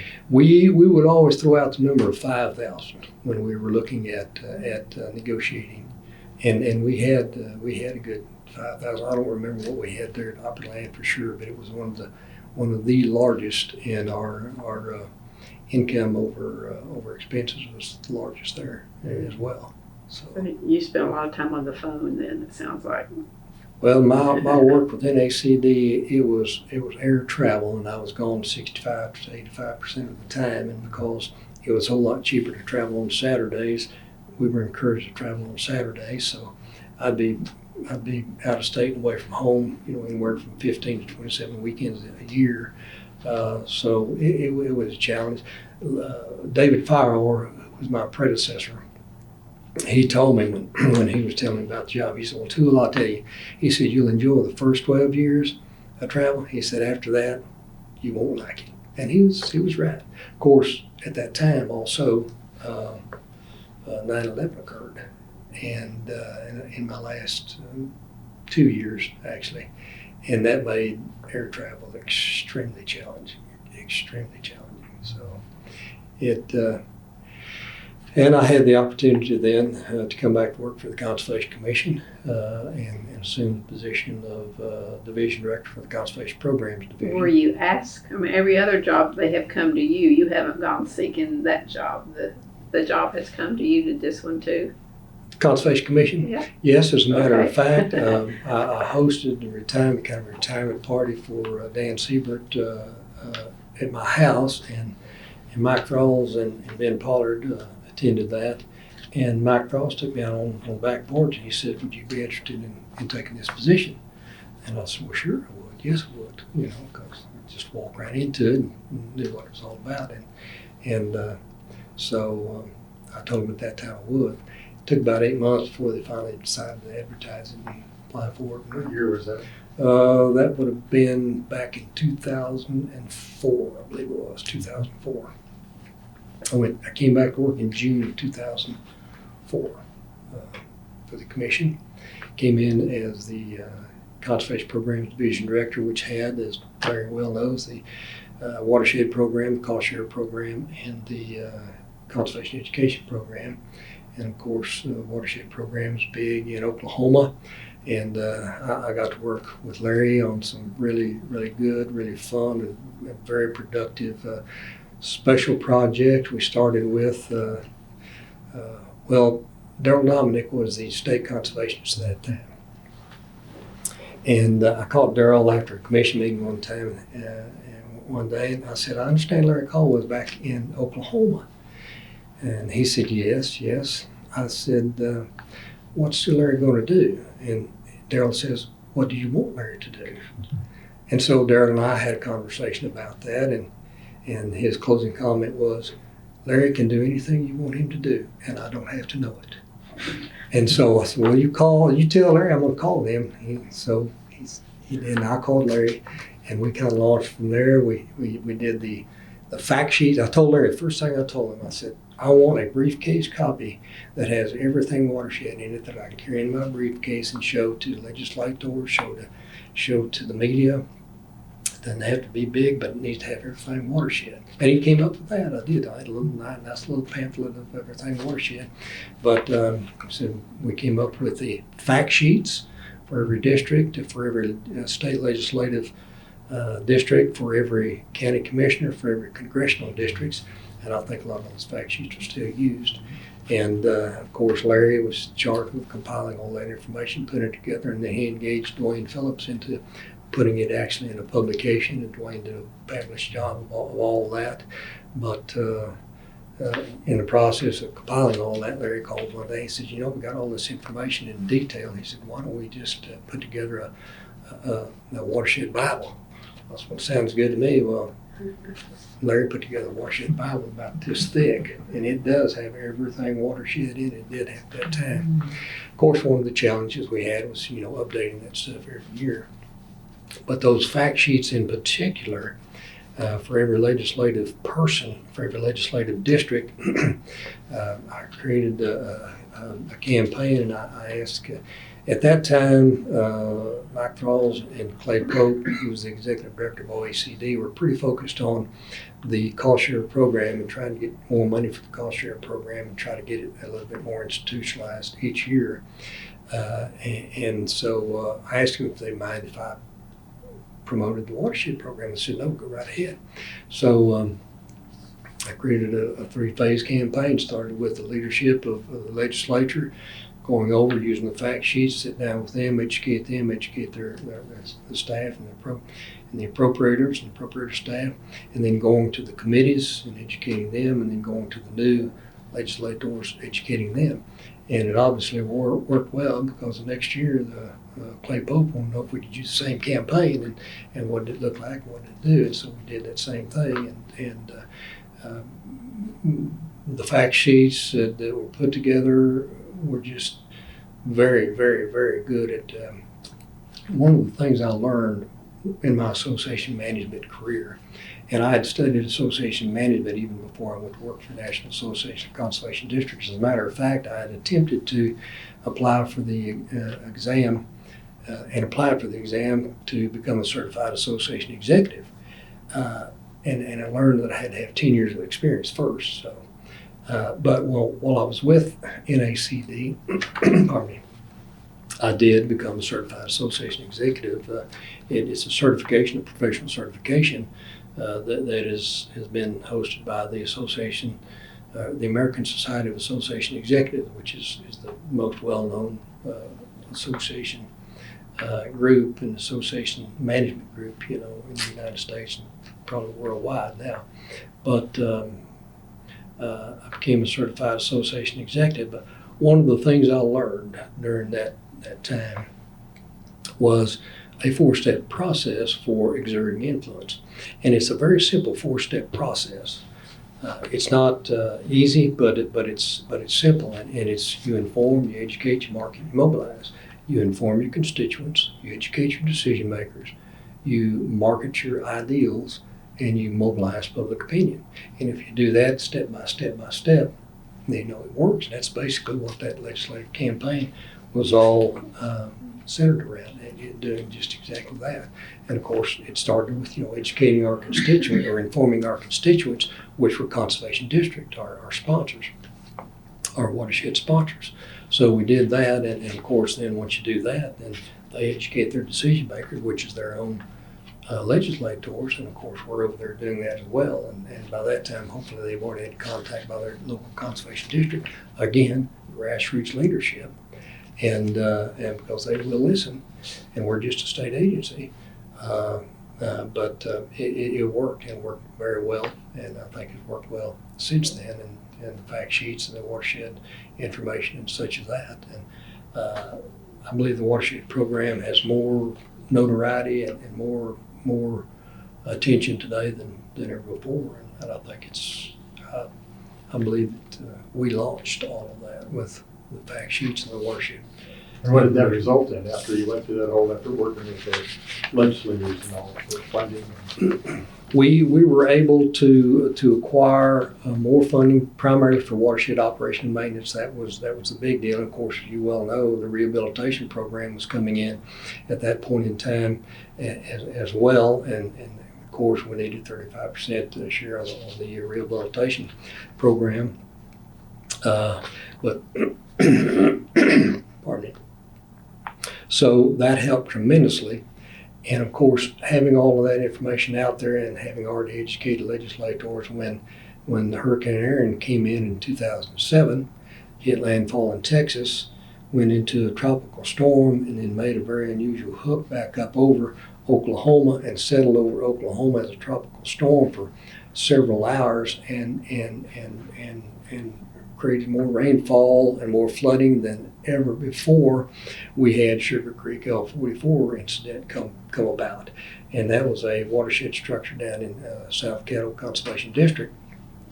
The district had engaged and activated their emergency action plan, which is another one of those Larry Caldwell things. Because by that time we had emergency action plans in every conservation district to deal with a potential breach of flood control structure. and they activated their emergency action plan, and had called me, had called Chris Stoner, and we loaded up and went down there. And basically what had happened with this structure had ran through the auxiliary spillway, and due to some road changes, water had backed up and it began swirling, and it ate out a large chunk of the dam, and it was close to breaching. So we activated and went down there, and for about a week we worked on, one, trying to keep it from breaching, two, trying to protect folks downstream and making them aware of the fact and such as that. And of course, the interesting thing that we learned during all that, because the Agriculture Research Service came down to study that, look at that, and take notes, and, was we saw that as the structure began to dry out, it began to slough off, and boy, we really had to get busy in to keep it from breaching, and we cut the spillway and drained the lake, and then cut out the entire bad section of that, which resulted in rebuilding the structure through rehab programs, and working with the county commissioner to work on the road and such as that. But that provided the impetus for that Clay Pope used to seek a bond issue through the legislature, and get a bond issue passed through the legislature for funding rehabilitation, watershed rehabilitation, and watershed operation and maintenance. And that occurred, and we had more money than we'd ever had before through that bond issue. And of course, we were able to match all of the federal funds. And at that point in time, the American Recovery Rescue Act, OOHRP, had came into being, and there was a lot of money being put forth out there, and NRCS got a lot of that money, and we were able to match it with our bond monies. And at one time, I think we had 10 rehabilitation projects going on at one time. It was a busy time. We had 10 going on at one time. And then, of course, we were able to do more operation and maintenance than ever before, and we took some of that money, and one of the things that I was involved in when I first came back was the creation of the watershed aid position. Ben Pollard and Lisa Knopf came to me one day and says, we got this one district in particular who keeps asking for money for watershed operation maintenance aid, but then we give them the money and they get the person, and then they redirect them to do everything but operation maintenance. What can we do about this? So I thought about it, and I presented them with a proposal for the watershed aid position, which was actually a jointly supervised position, jointly supervised by the watershed technician. We have 3 watershed technicians already in place, George Moore, Johnny Pelly, and oh my goodness, Dennis Boney, and they were already in place. But it's basically hand tools that these guys were having to use for operation and maintenance. Same thing with districts as well. They were just difficult to get operation and maintenance done. So we were able to take some of that bond money. We were able to expand the watershed aid position to 7. We had 10 folks, which I call the team of 10. And we were able to outfit that team of 10 with a 3/4-ton pickup truck, a big Tex trailer, a Bobcat, brand Bobcat track skid loader, and all of the attachments. And those folks could do some watershed operation and maintenance when that occurred. And it occurred at just the right time because the Moore tornado hit. And I was at a National Watershed Coalition meeting in, I think, Mississippi at the time, and we were all watching it on the television and listening to it and such as that. And Mike Frawls called, and he says, I've been called and by the Department of Ag, and they want to know if we can use the watershed equipment we've got to help with more tornado. I said, of course we can. Well, I hustled back here, and we activated that team of 10, brought them into the city. We were assigned to the Department of Transportation, and we were all met out at the Warren Theater, the big parking lot at the Warren Theater, where that thing went through, and that's where the center of operations was at that time. So I walked up and introduced myself. Of course, he already knew who we were because I think George had been working with him prior to that before I got back. But the funny thing is, they go, "What are you guys going to do?" Well, we've been assigned to you. What do you want us to do? And they kind of laughed. What are you going to do with that little equipment? Because they had all this big equipment right here. Well, there was a big long slope where they needed to gather some debris out of to clear the drainage way. And they started down this slope with their equipment and backed out. And finally, somebody says, "What's the problem?" I said, "Well, the slope's just a little bit too steep for us. We can't get down there and get that stuff." And he said, "You want us to do that?" I said, "Yeah." "You think you can do that?" "Sure." Well, these guys are used to doing 2-to-1 slopes on the back slope and 3-to-1 on the front slope, watershed structures. They unloaded their track loaders, and like a bunch of little ants, they were just going back and forth, nobody's business, and loading that stuff out, clearing it out. We cleared I-35, and on either side, we did the slope work and brought it up and dumped it. But really got proven more when we went into the side streets. We went from I-35 to clearing major travel areas, which most of those streets were pretty wide, 4-lane like that, and the transportation department could get their big equipment in and out of there. But when we went into the neighborhoods to try to clear streets out of the neighborhoods, that's when they had to stop it in the streets, and we did all the work, clearing back and forth through those neighborhoods, because we were the only ones that could get in there and maneuver around those streets and gather that debris up and load it up, and we'd haul it and dump it in their dump trucks, and they'd take off. The Secretary of Transportation at the time, who was the retired director of the Transportation Department, he came walking around one day, and he intentionally walked around and was thanking every Department of Transportation crew. And he came over and knocked on our doors and personally thanked us. And then afterwards, he came over for a little recognition ceremony with, the team of 10, the Department of Agriculture Secretary, and he then presented folks with little recognition and thanks. But it actually got to the point that the team leaders for the Department of Transportation out there on the job were arguing over who got to use us. So we finally just had to divide up into teams of 2, 5 teams of 2, and each team got two folks. So how long a period of time did that work go on? I think we did 7 straight days, 12-hour days before we got a break, and then we let some folks go home, and then we kind of started alternating. And then from there we went to, they asked us to go up to, I believe it was Kearney, and help clear up there as well. We did that for about a week, I think, and then back.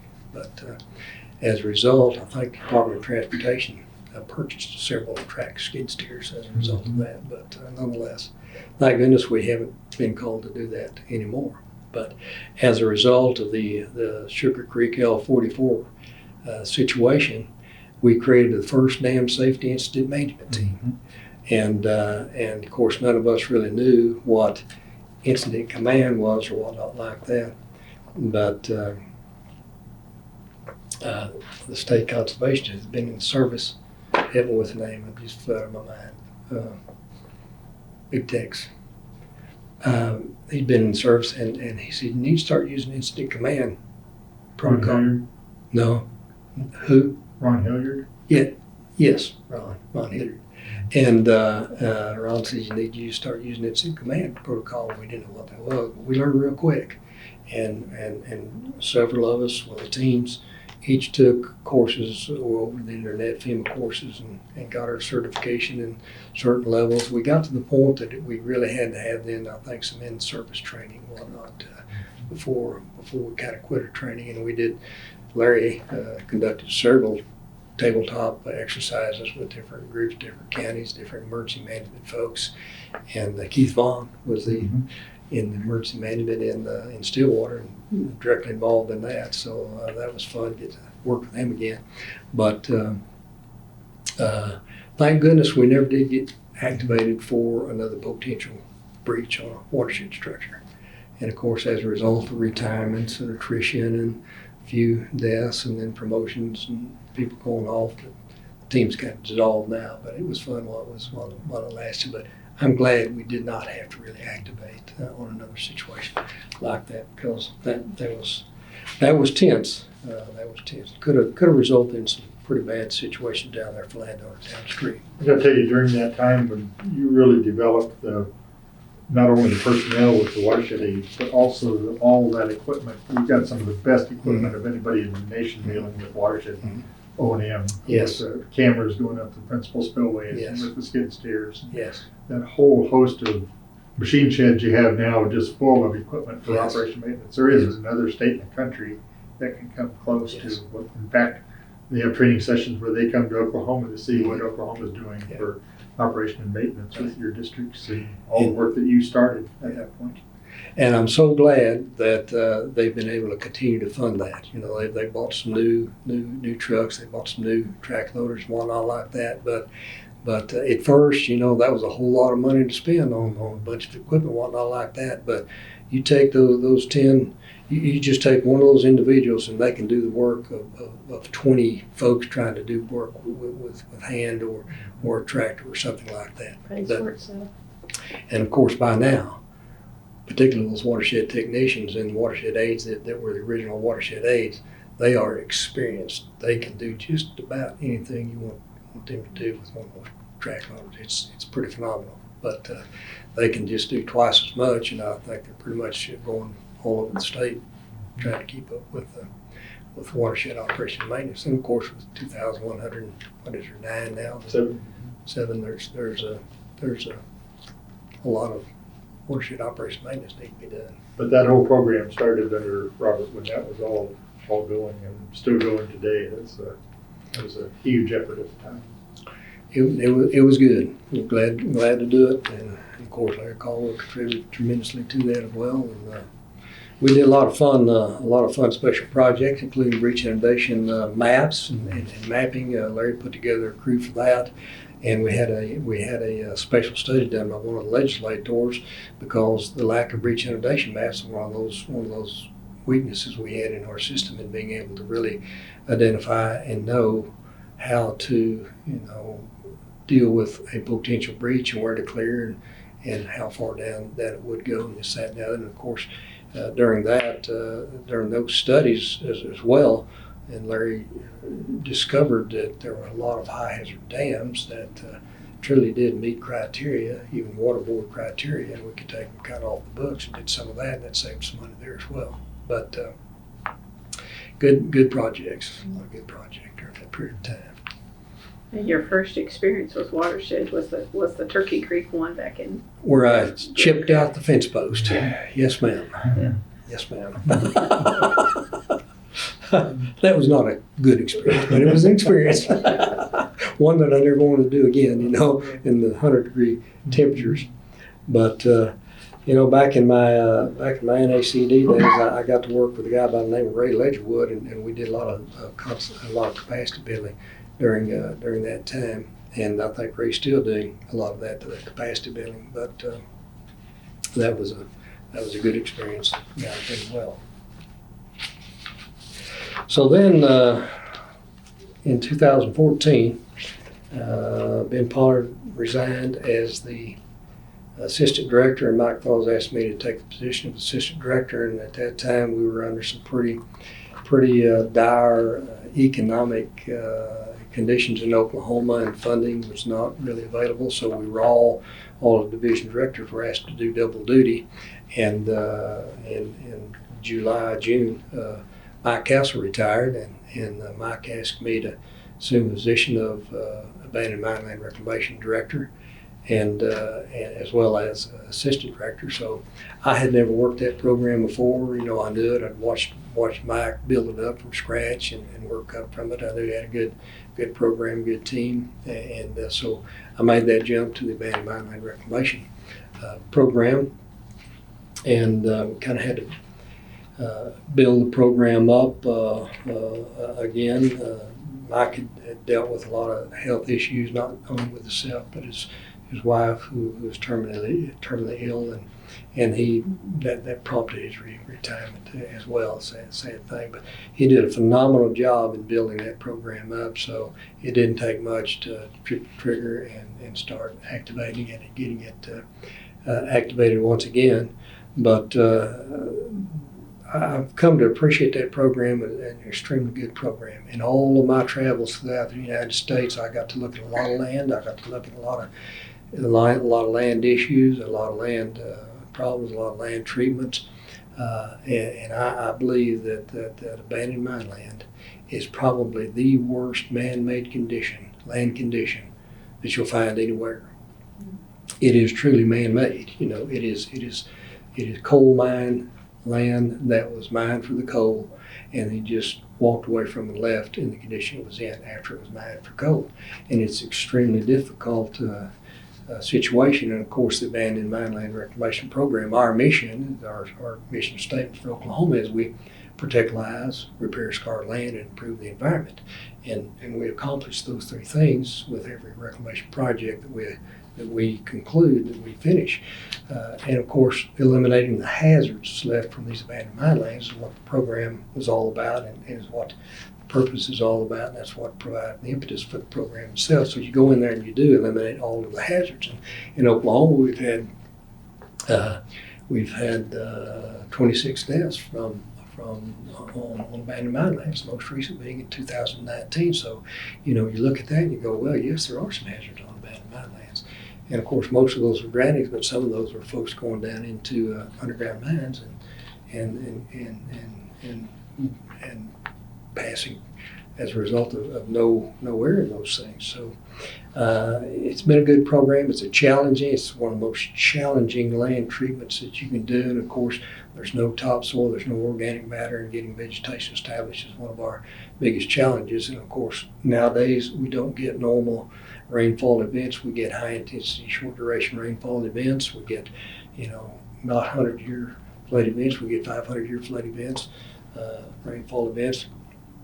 And we just have a hard time doing maintenance after maintenance till we can get vegetation established and turn it back over to the landowner.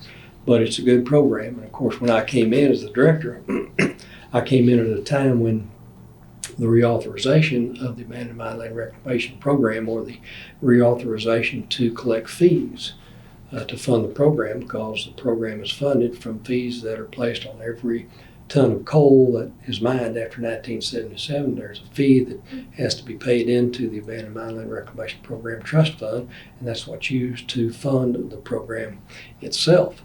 And it was due to expire in 2006, and that's where Mike Castle was so active in getting that reauthorized for another 15 years, and then made some other adjustments to the program that were actually extremely beneficial, including the minimum state category, which we are one of because we don't have that much coal mining.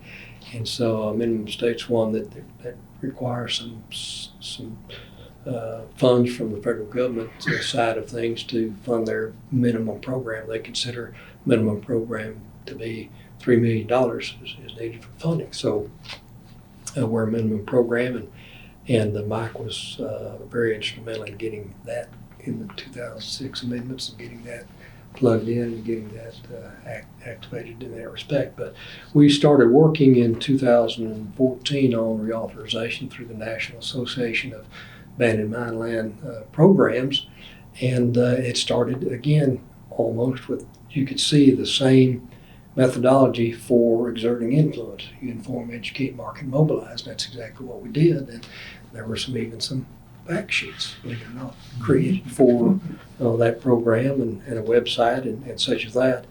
And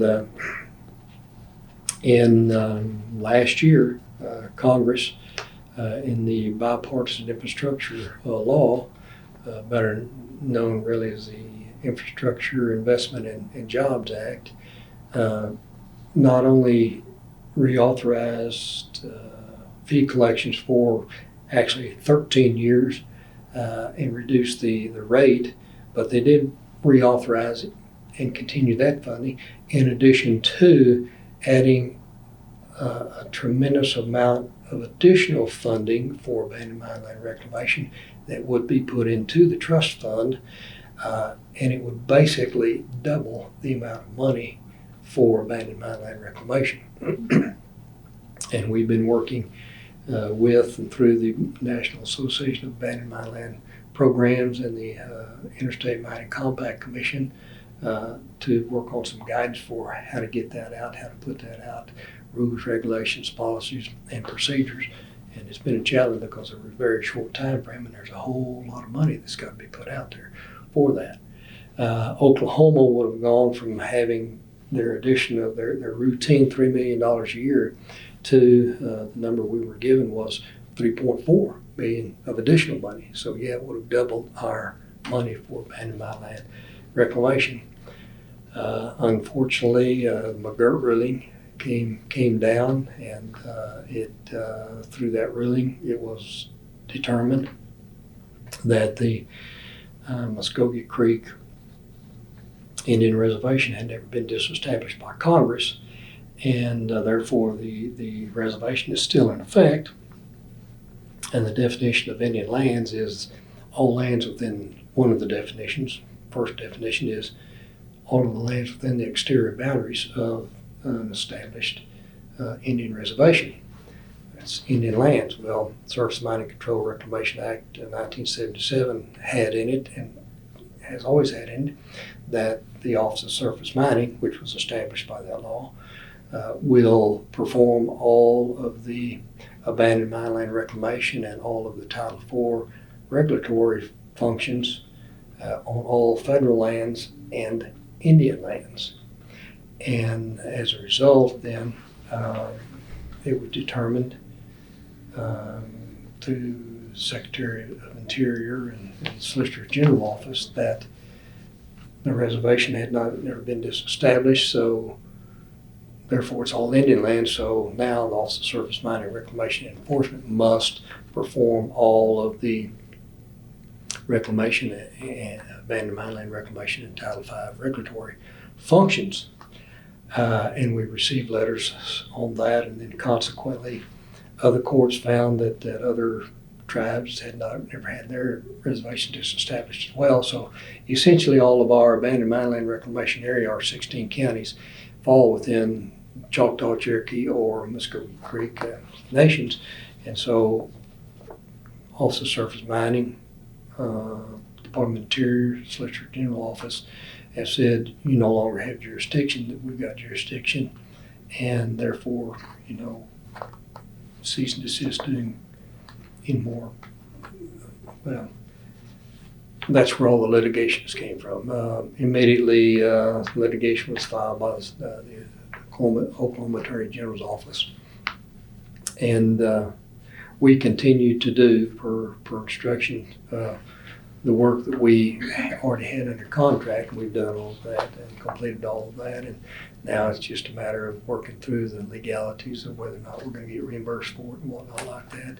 The state legislature has given us a supplemental appropriation to cover those costs,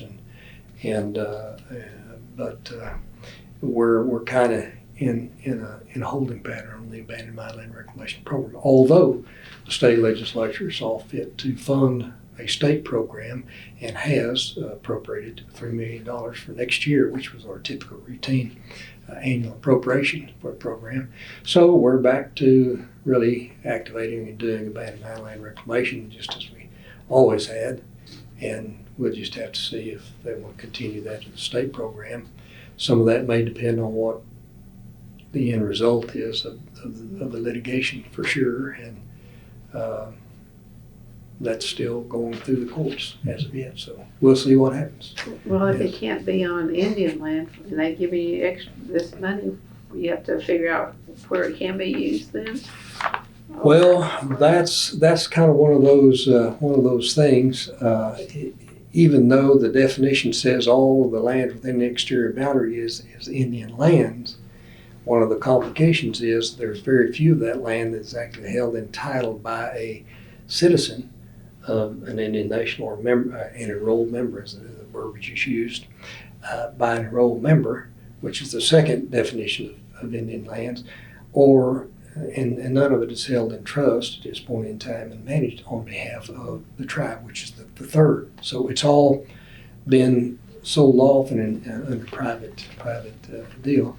You know, we've been told that, hey, we can do whatever we want to do with our state money, you know, and whatnot. So we're moving forward with that. So it's the federal funds you couldn't get, okay. It's the federal funds we could not get. Yes, we do not have access to the federal funds at this point in time. So Do you think this will be a state program that will continue to be funded? I think that's going to depend completely upon the outcome of the litigation and the final outcome of the litigation, and whether or not and how it is determined who really does have jurisdiction, and whether the Department of Interior, United States, through the Office of Surface Mining, can actually come in and invoke their jurisdiction and revoke our jurisdiction. That's really kind of the question at this point in time, and it is legally complicated. That's not something that the feds can contract the state to do and give you the money.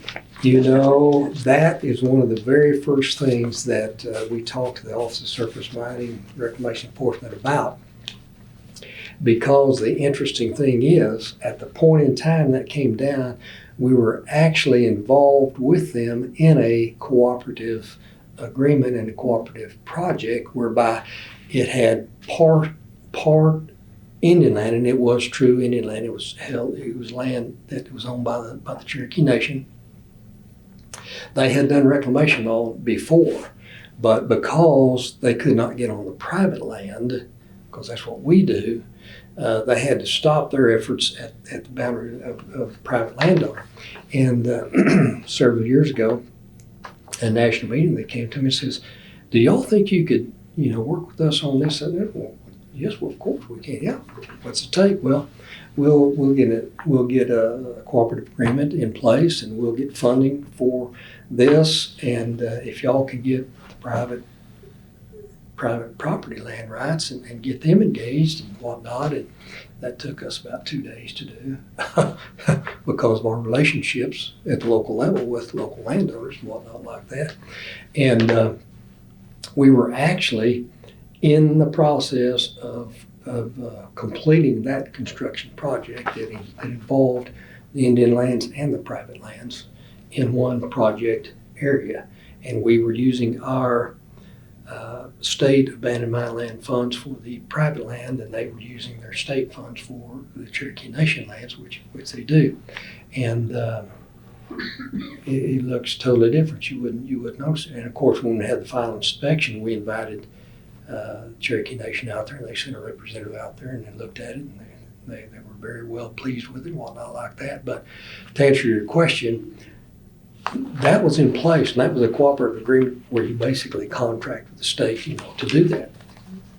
And in one of our very first conversations with the Office of Surface Mining about this, that's one of the things that they kind of put on the table, and they said, well, that could be a model that we could use for moving forward on this. Well, as a result of all the legal complications, that was taken off the table. And I've been told they've looked at it every way they possibly could, but at this point in time, they just are not able to get the legal basis to do that.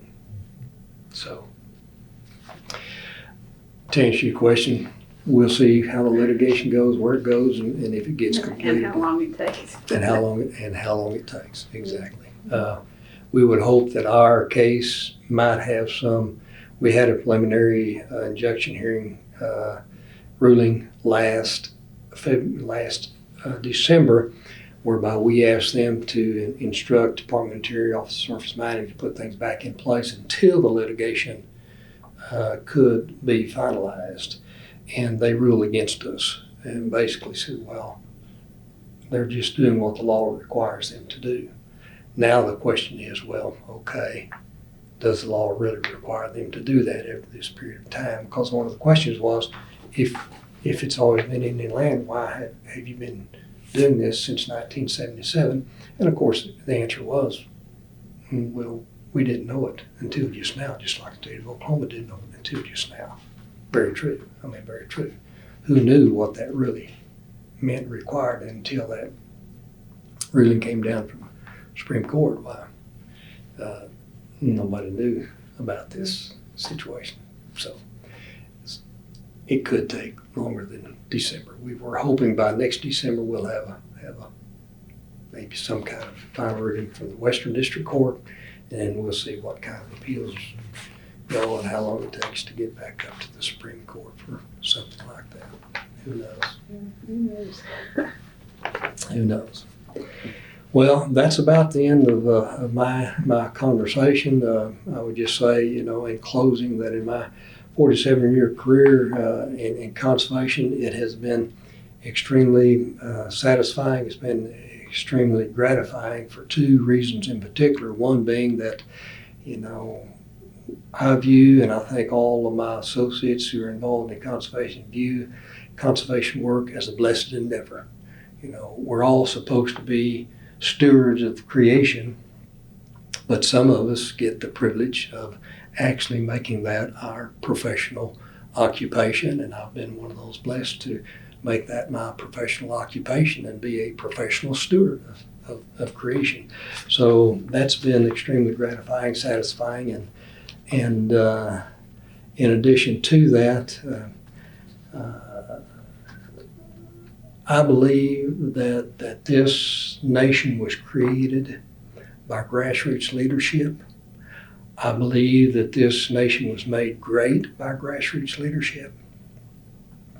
I believe that this nation will only be maintained great by grassroots leadership. And I believe that conservation districts are the epitome of grassroots leadership. And the professional stewardship and my belief in grassroots leadership and the conservation districts are the epitome of grassroots leadership. That's what they were founded on, based on. That has provided the inspiration and motivation for my 47 years of service, and continues to provide the inspiration and motivation. And I hope it will provide inspiration and motivation to others as well in the future. But it's been a great career, and we had a little byline at one time that the land is our heritage and it's our future. And that's so very true, and thus the reason why we need to be stewards of the land and everything on it. It is our heritage and it's our future. If we take care of the land and everything on it, it'll take care of us. And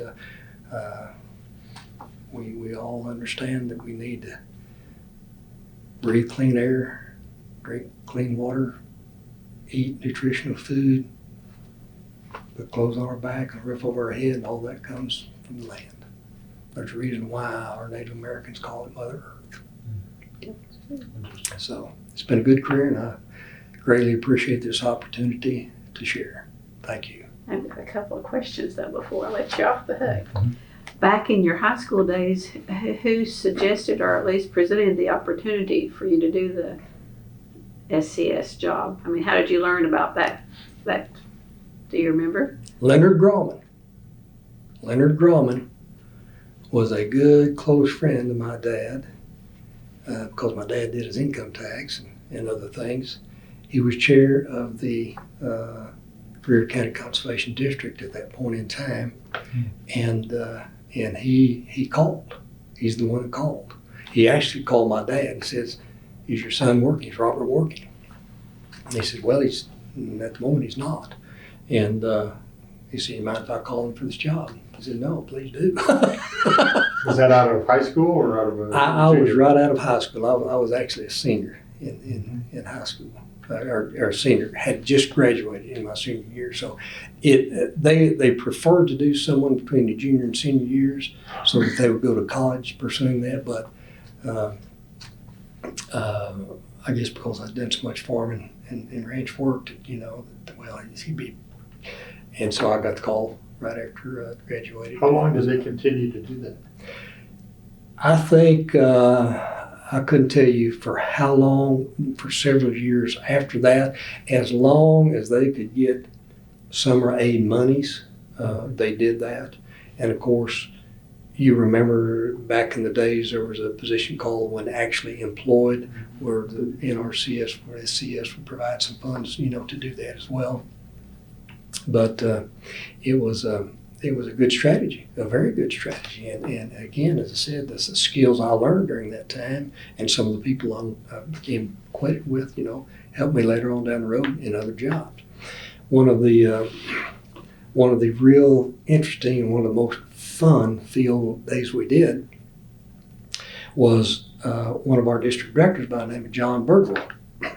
He lived 35 miles from Mangum, out on his big ranch there in the northern part of Greer County. His two daughters, bless their heart, they were so pretty, but they got so few dates because it was 35 miles. I had to pick them up for a date, 35 miles back into town to do anything, then 35 miles back, and then 35. Bless their hearts, they just didn't get very many dates. But nonetheless, he needed a pond out on one of his pastures, and that's all they had was pasture out there, and a lot of it was covered in mesquite.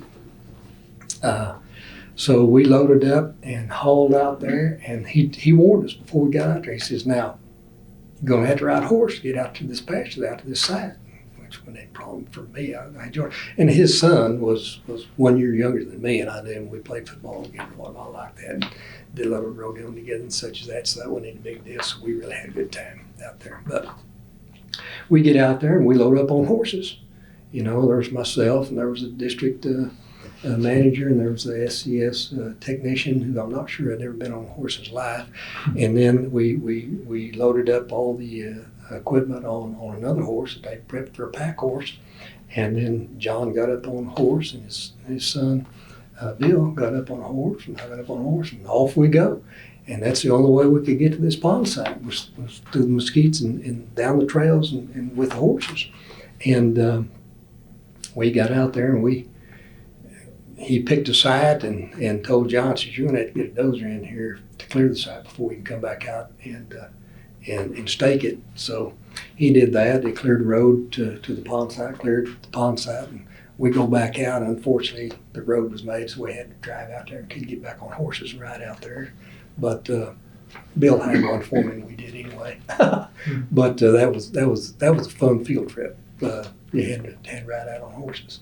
And of course, as Larry probably remembers, the Great Plains Conservation Program, when it first came into being, it was primarily for a lot of those ranches out there that needed conservation treatment. They had for cropland, but not for ranchland quite as much.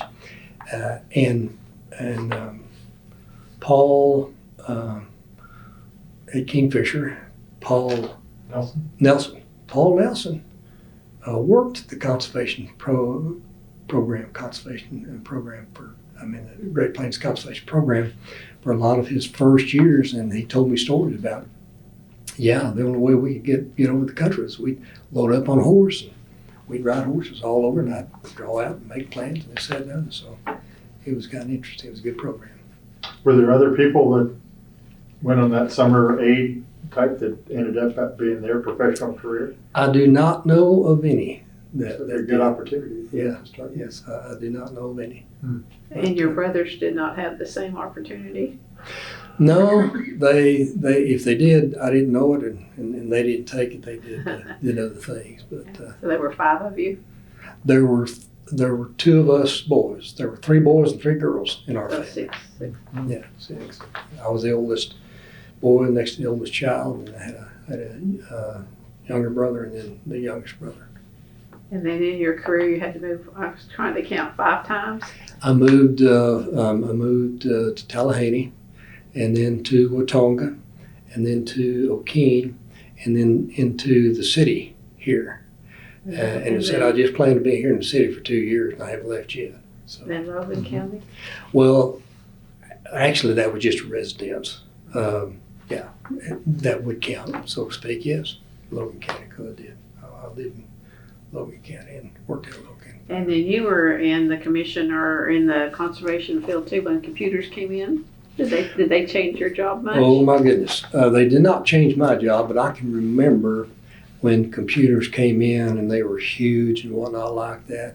And I can remember when the first portable computer came in, and our comptroller purchased one of these portable computers so he could take work home with him.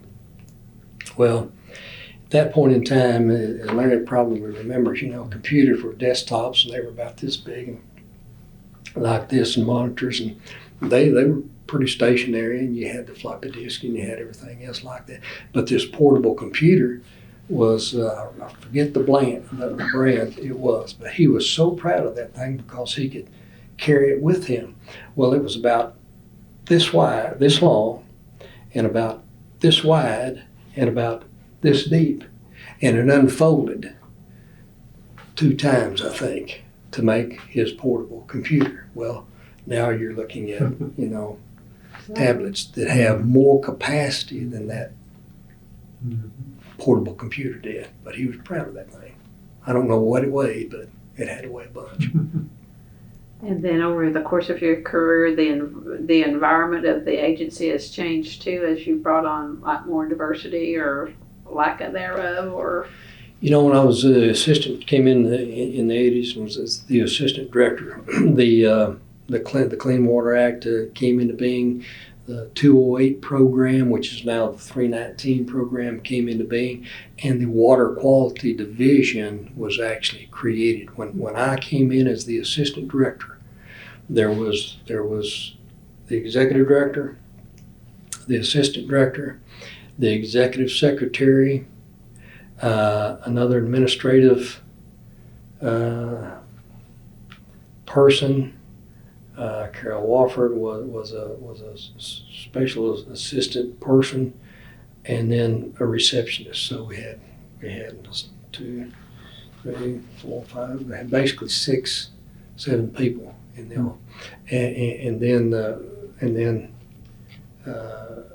when Mike Castle came in and started the AML program, I think Ben Pollard was in the office at that point in time, kind of on special detail, working with and through the special economic districts. He came from the economic districts and was in our office as a resource planner.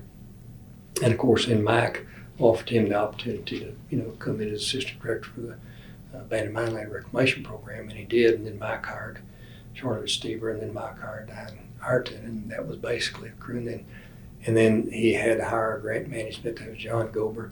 And then he hired an engineer who came from OSM, actually, engineer. So he kind of built his staff up right there. But when I first came in, there was Leonard Solomon, Mike Castle, the executive secretary, Carol Wofford, and a receptionist, and myself, basically 5 people. For the commission. For the commission. And was it in this building, or was it at the Capitol at that time? It was in the Capitol at that time, in the basement. And our office was in the basement on the hallway where the legislature parked their car and would come through and then take the elevator up to the legislature. And somebody, I recall, some state agency had, because there was, I don't know how it is today, but particularly among the natural resource agencies, there was a whole lot of competition and a whole lot of maneuvering and a whole lot of egos at that point in time. It was like everybody's trying to do it. And I remember one of those folks who came over and was eating in the cafeteria, had a great cafeteria over then, and said something to Leonard Solomon.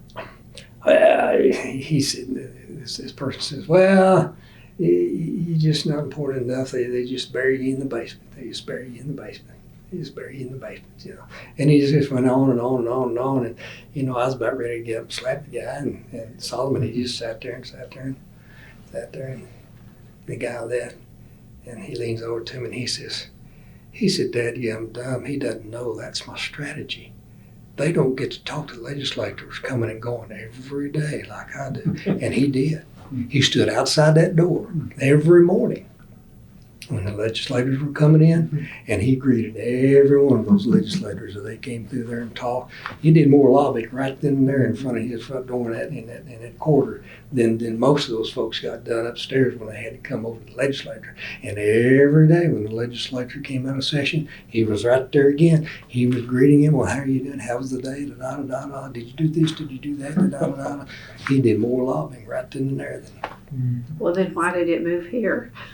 We were required to move. We were required to move. This building, the agriculture building, was being constructed at that point in time, and the legislature wanted that space, needed that space, so they told us we had to come move into this building.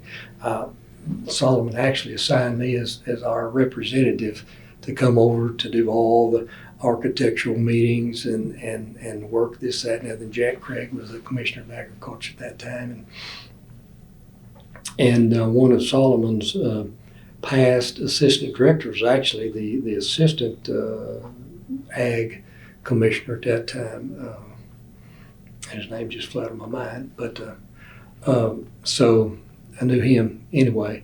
So I got to come over and do all the architectural meetings and on and on and on and on and on and on, and then we moved over here. So when was that? What year was that? Maybe. Oh goodness, the year specifically, it would have been again in the early '80s.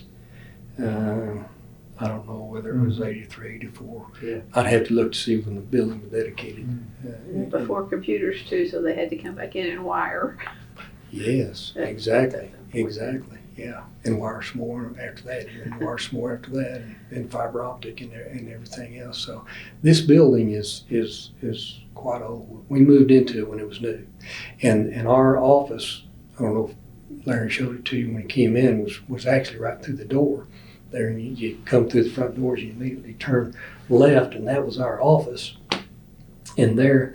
And the big glass office in front of that was Leonard Solomon's office, and he wanted that office because he wanted to see who was coming and going. And if there was a legislator or somebody of influence come through that front door, well, he was out there and he was talking to them and he was greeting them. He was doing his lobbying tremendously. There wasn't a legislator came over here to the Department of Agriculture that he didn't lobby before they went to the Department of Agriculture, and again before they left. You know, I mean that's just the way he operated. He was good at it. You've mentioned a lot of names. Has anyone in particular been a mentor or the person that's influenced your career more? There are so many that if I mentioned one, I would be forgetting so many others that were good. But I will mention three who I learned a lot from and who influenced. Of course, I would have to mention Leonard Solomon, because he probably taught me more about politics and politicking and working the politics and working the legislatures and this, that, and the other than anybody else, and as well as how to maneuver through the swamp of politics too. So he was good, and boy, I tell you, back in that day, the district directors, if you go up and you look on the Hall of Fame wall, he actually created that Hall of Fame thing, and the first ones in there are what was called the Magnificent Seven. And those guys were magnificent. I had the privilege of being able to know and work with every one of them and appreciate them, and they were truly, you talk about passionate district directors who would go anywhere, do anything. It was there. And of course, one of the things Solomon did, he made calls to districts and district directors every day. He had a list every day. He'd make a call to some district director, and he knew in each district who the most influential folks were and who were influential with and whatnot like that. And he'd make calls, and he kept those relationships going and this, that, and the other. And he was good at that. He taught me a lot about that. So I would have to say that. And of course, I'd have to say Leonard Grauman had an influence on my career because he was in the Conservation Commission at that time. He was the chair of the Greer County Conservation District who called me. He was the chair of the commission when I first came in and then became assistant director. He was on the NACD board of directors when I got offered the job. I was under him for staff advisor for Great Plains Committee and others, and we did that work together. So that was good. There, I would have to say, just as a result of logistics, Mike Castle has had a lot of influence on my career because when he resigned as assistant director, that opened up the opportunity for me to come in as assistant director.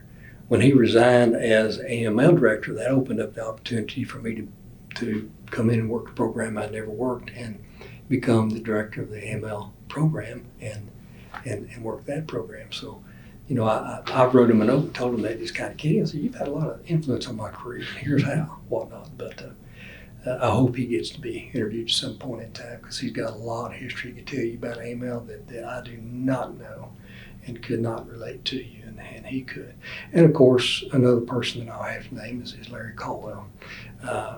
He has taught me more about the Watershed program than I ever knew existed, really. And I think I probably just touched the tip of the iceberg compared to what he knows. But not only his mentoring about the Watershed program and his education with me about the Watershed program and all the special projects that he went out and hustled money for and we were able to do as a result of that. But just the good friend that he is. He's come to become an extremely good friend as a result of all that. So I would be remiss if I didn't mention Larry. Thank you very much. Okay. Of those, you mentioned 47 years in conservation work. How does that approximately, not exact, but between SCS and NRCS and OCC and NACD, how does that break down? You said about 14 years with NACD? Would have been, I credit 5 years with the Soil Conservation Service. And then, and I'll have to add these up. And then I was with the commission from officially, I'm going to say officially, because I was still an IPA when I got offered the assistant director job, and Roland Willis, State Conservation, says, well, he's got to stay in that position for a year before I can move him out. And Solomon kind of laughed, says, that's okay. He'll still be my assistant director. But I think 5 years with SCS, and then what would it have been, 6 years with the commission. From about 82 to 88. Yeah, and then just a short period of time, private industry, and then it really wasn't even a year, I don't think. I was with USDA back in as liaison. And then 14 years with NACD, and then back here at the commission. I may have been in private industry for about a year before I came back with the commission in 2004, and I've been here since then. So I'd have to add all that up. I just kind of did. I went into the Soil Conservation Service in 1975 and 75, 72. That's 47 years. That's the reason I referenced that. So you would have graduated from OSU in 70? I graduated in 1975, spring of 1975, and I started on my master's in that fall semester, and then took the job with SCS in October of 75. So you graduated from Magnum High School in 69? 69, yes, ma'am. 69. Well, I got to say, of all of the 47 interviews we've done so far, you have had one of the most varied careers. Most of the people we interview were leaders in aspects of conservation or programs or agriculture along the line, but you've had pretty bold moves through your career to change agencies, to change organizations, to take on new programs and turn them into what they've done. You have one of the most varied programs or careers in conservation of anybody we've interviewed. That says a lot for your professionalism. And been able to do it in Oklahoma. And yeah, That's yeah, good. exactly. Yes. But that's phenomenal. So what's About next? the only position that I haven't held is that of an actual district director, because I was associate director in Logan County when I was with NACD and living up in Logan County. Really? I was one of their associate directors. Yeah, so it's So- been interesting, it's been good. So what's next? What's next? We just have to wait and see what the See. Lord has in mind, you know. I had planned to be a game warden, but I've never been a game warden. But the Lord's plan was far better than mine. You know, Jeremiah 29:11 says, I know the plans I have for you, says the Lord, plans to prosper you, not to harm you, plan to give you a future and a hope. We know what that's all about, but that also applies to our time here on earth as well. And, you know, his plan was far greater than my plan. I could not have even begun to plan it, much less to orchestrate it. So I give God the glory for all the blessings I've had and the privileges and the opportunities that I have. It's been tremendous, tremendous opportunities. Well, even though you've not been a game warden, you have to do some species, be aware of like endangered species in your work, and not like the burying beetle and all those Well- darter fishes or whatever. Yes, the American burying beetle, really, I did not have to deal directly with that kind of stuff until I came in with the Abandoned Mine Land Reclamation program. Of course, when you're involved with the Surface Mining Control Reclamation Act, the federal program, you have got to meet all of the NEPA requirements, all of the federal requirements, this, that, and the other. And of course, one of the things we have to do, we have a reclamation committee that's made up of all of the agencies that we have to get a consultation letter from, and that basically tells us what within their jurisdiction we have to consider or could not do, you know. And of course, Fish and Wildlife is one of those. And of course, American burying beetle at the time when I first came in was on the endangered species list. And that would be the very last consultation we would do, because there's only a short period of time. There's 2 times of the year that you can actually test for presence of American burying beetle, and one's in spring when the young come out, and the next when the adults spawn, create the nest, and then the next time is when the young come out and are flying off as adults, and that's kind of in late or early fall, July to August, and so we would always choose to do that time period from really about the last day of July through September. You can survey through that period of time, but we would always try to do our surveys early. So in particular, the first week in August, so that if we did not get what's called a hit, there was no presence, we could immediately move into. Then we would have to, once we cleared all our environmental consideration, we'd have to apply for an authorization to proceed from the Office of Surface Mining. And they would certify that, yes, we've got funds to do that, and we met all the environmental considerations and give us an authorization to proceed. Well, they had at least 11 days to do that. And then you've got to send it down and through the process to get a purchase order. Then you've got to go to the construction of properties to set up and be advertised for bid. They've got advertised for 2 weeks in the newspaper. You have to pre-bid, mandatory pre-bid, which we always did. Well, we always required that. They didn't. And then the bid opening, and then go through the process of, we have to clear all contractors through what's called AVS, applicant violator system, which is a federal system, Office of Surface Mining system, whereby we have to send the name of that contractor and his organizational structure up there, and they have to look it against their database to make sure there's no outstanding or penalties against that person or any person in their organizational structure before they'll give us an APP. So we've got to clear that, and then we've got to clear the contractor. Then we've got to go through the contracting process, which is another 20 days, and then we've got to start construction. So a lot of times, if we got our American burying beetle in August, if we were lucky, we could get into construction the very first week in January. Before they were spotted again, before they came up. Well, before, yeah. Typically, if we had one survey, we were good.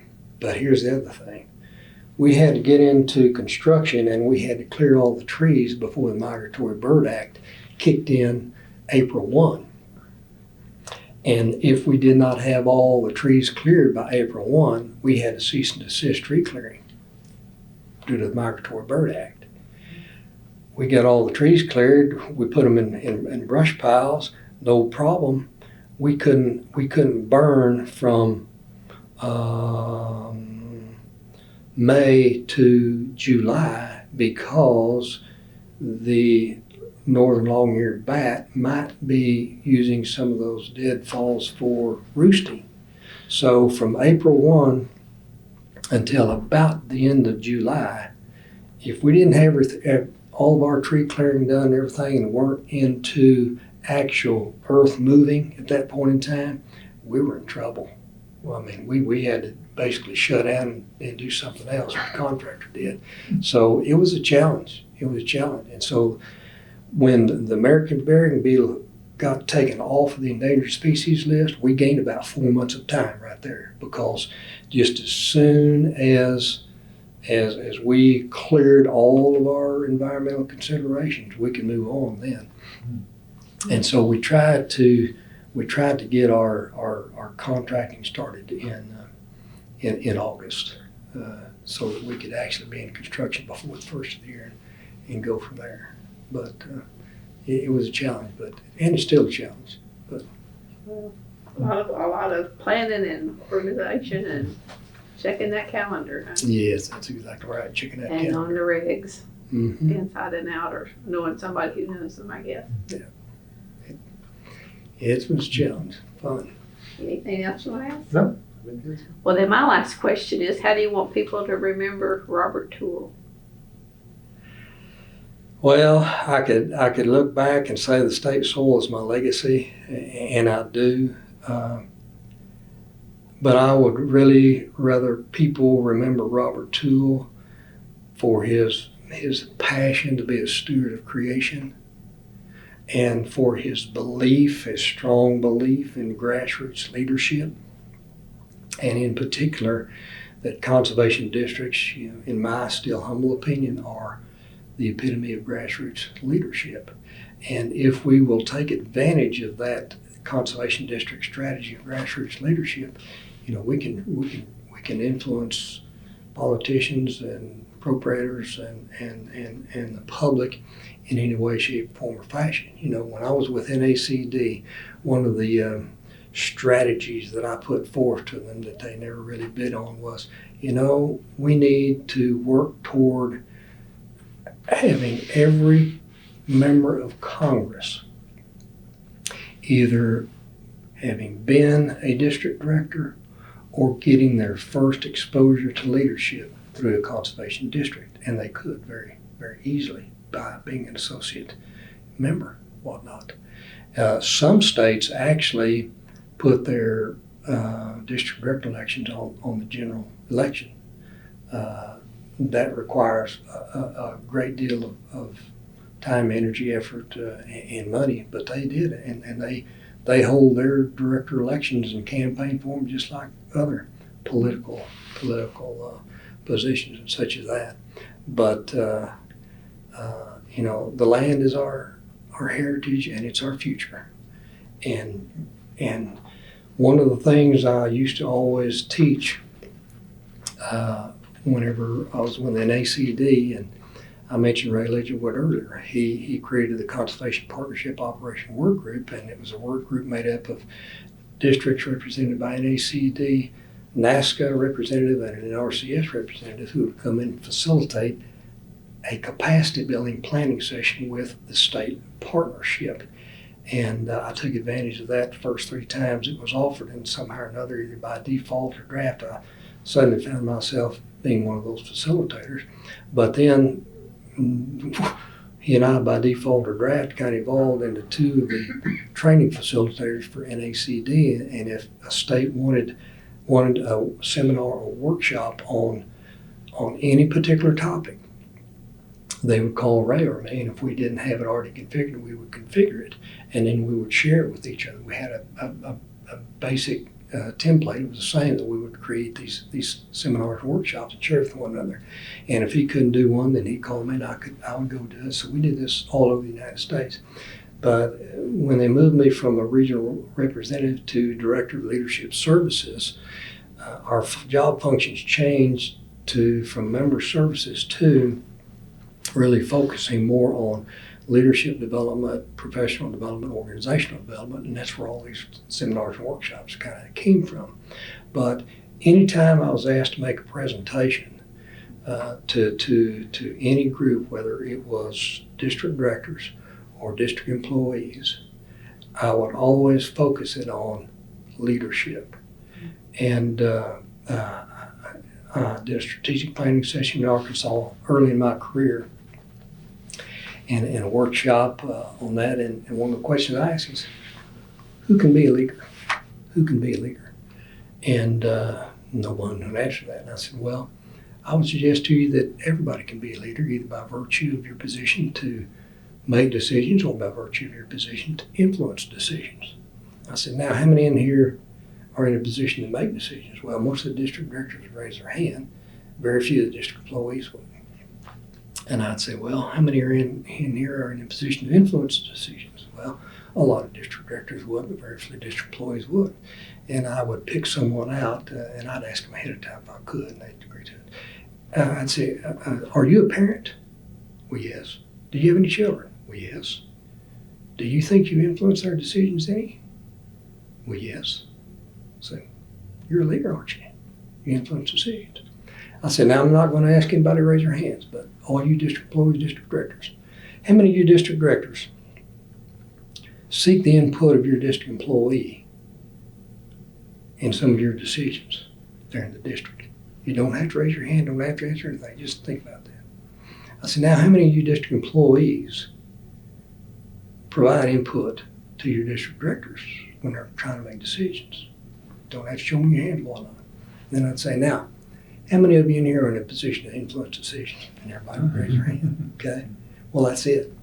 And John C. Maxwell came out with a book a few years later, and I was so glad because he's a recognized authority on leadership. And it was 21 irrefutable qualities of a leader. And I think it was number 7, and I bought the book just because I scanned the table of contents, and it says, leadership is influence. Bingo. So I read that, and I used him from there on. Quote that, and he says, leadership is influence, nothing more, nothing less. And then he made a comment that I always used after that. He said, sociologists tell us that even the most influential people in the world Sociologists tell us that even the most introverted person in the world will influence 10,000 people in their lifetimes. So there you are. Leadership is influence, nothing more, nothing less. So I'd say, now, if the most introverted person in the world is going to influence 10,000 people in their lifetime, how should we influence people? Because one way or the other, we're going to influence them. So how should we influence people? Well, if I'm talking to district people, conservationists, I would say we need to influence them intentionally so that we can have positive results or the negative results. And the way we need to influence them is conservation of natural resources. Now, when I use that in my Bible study, talking about Sunday school folks, I'd say, well, how should we influence people? And of course, nobody had answered. I said, what's John 14:6 say? Jesus says, I am the way, the truth, and the matter. No one comes to the Father except through me. I said, now that's the way you're supposed to influence. We're supposed to influence people, as disciples of Christ. So leadership is influence, nothing more, nothing less. And if we're not intentional about that influence, we're going to influence people in a negative way rather than a positive way. So we all need to be intentional leaders. So I would hope that Robert Toole was an influential leader, and if I could be remembered as an influential leader in a positive way, then that would be wonderful. That'd be great.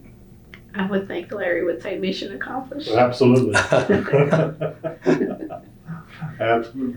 In many different shapes and forms and organizations and topics. All right. Well, Excellent. thank you very much for sharing with us today. Well, thank you for allowing me the opportunity, both of you, for the invitation.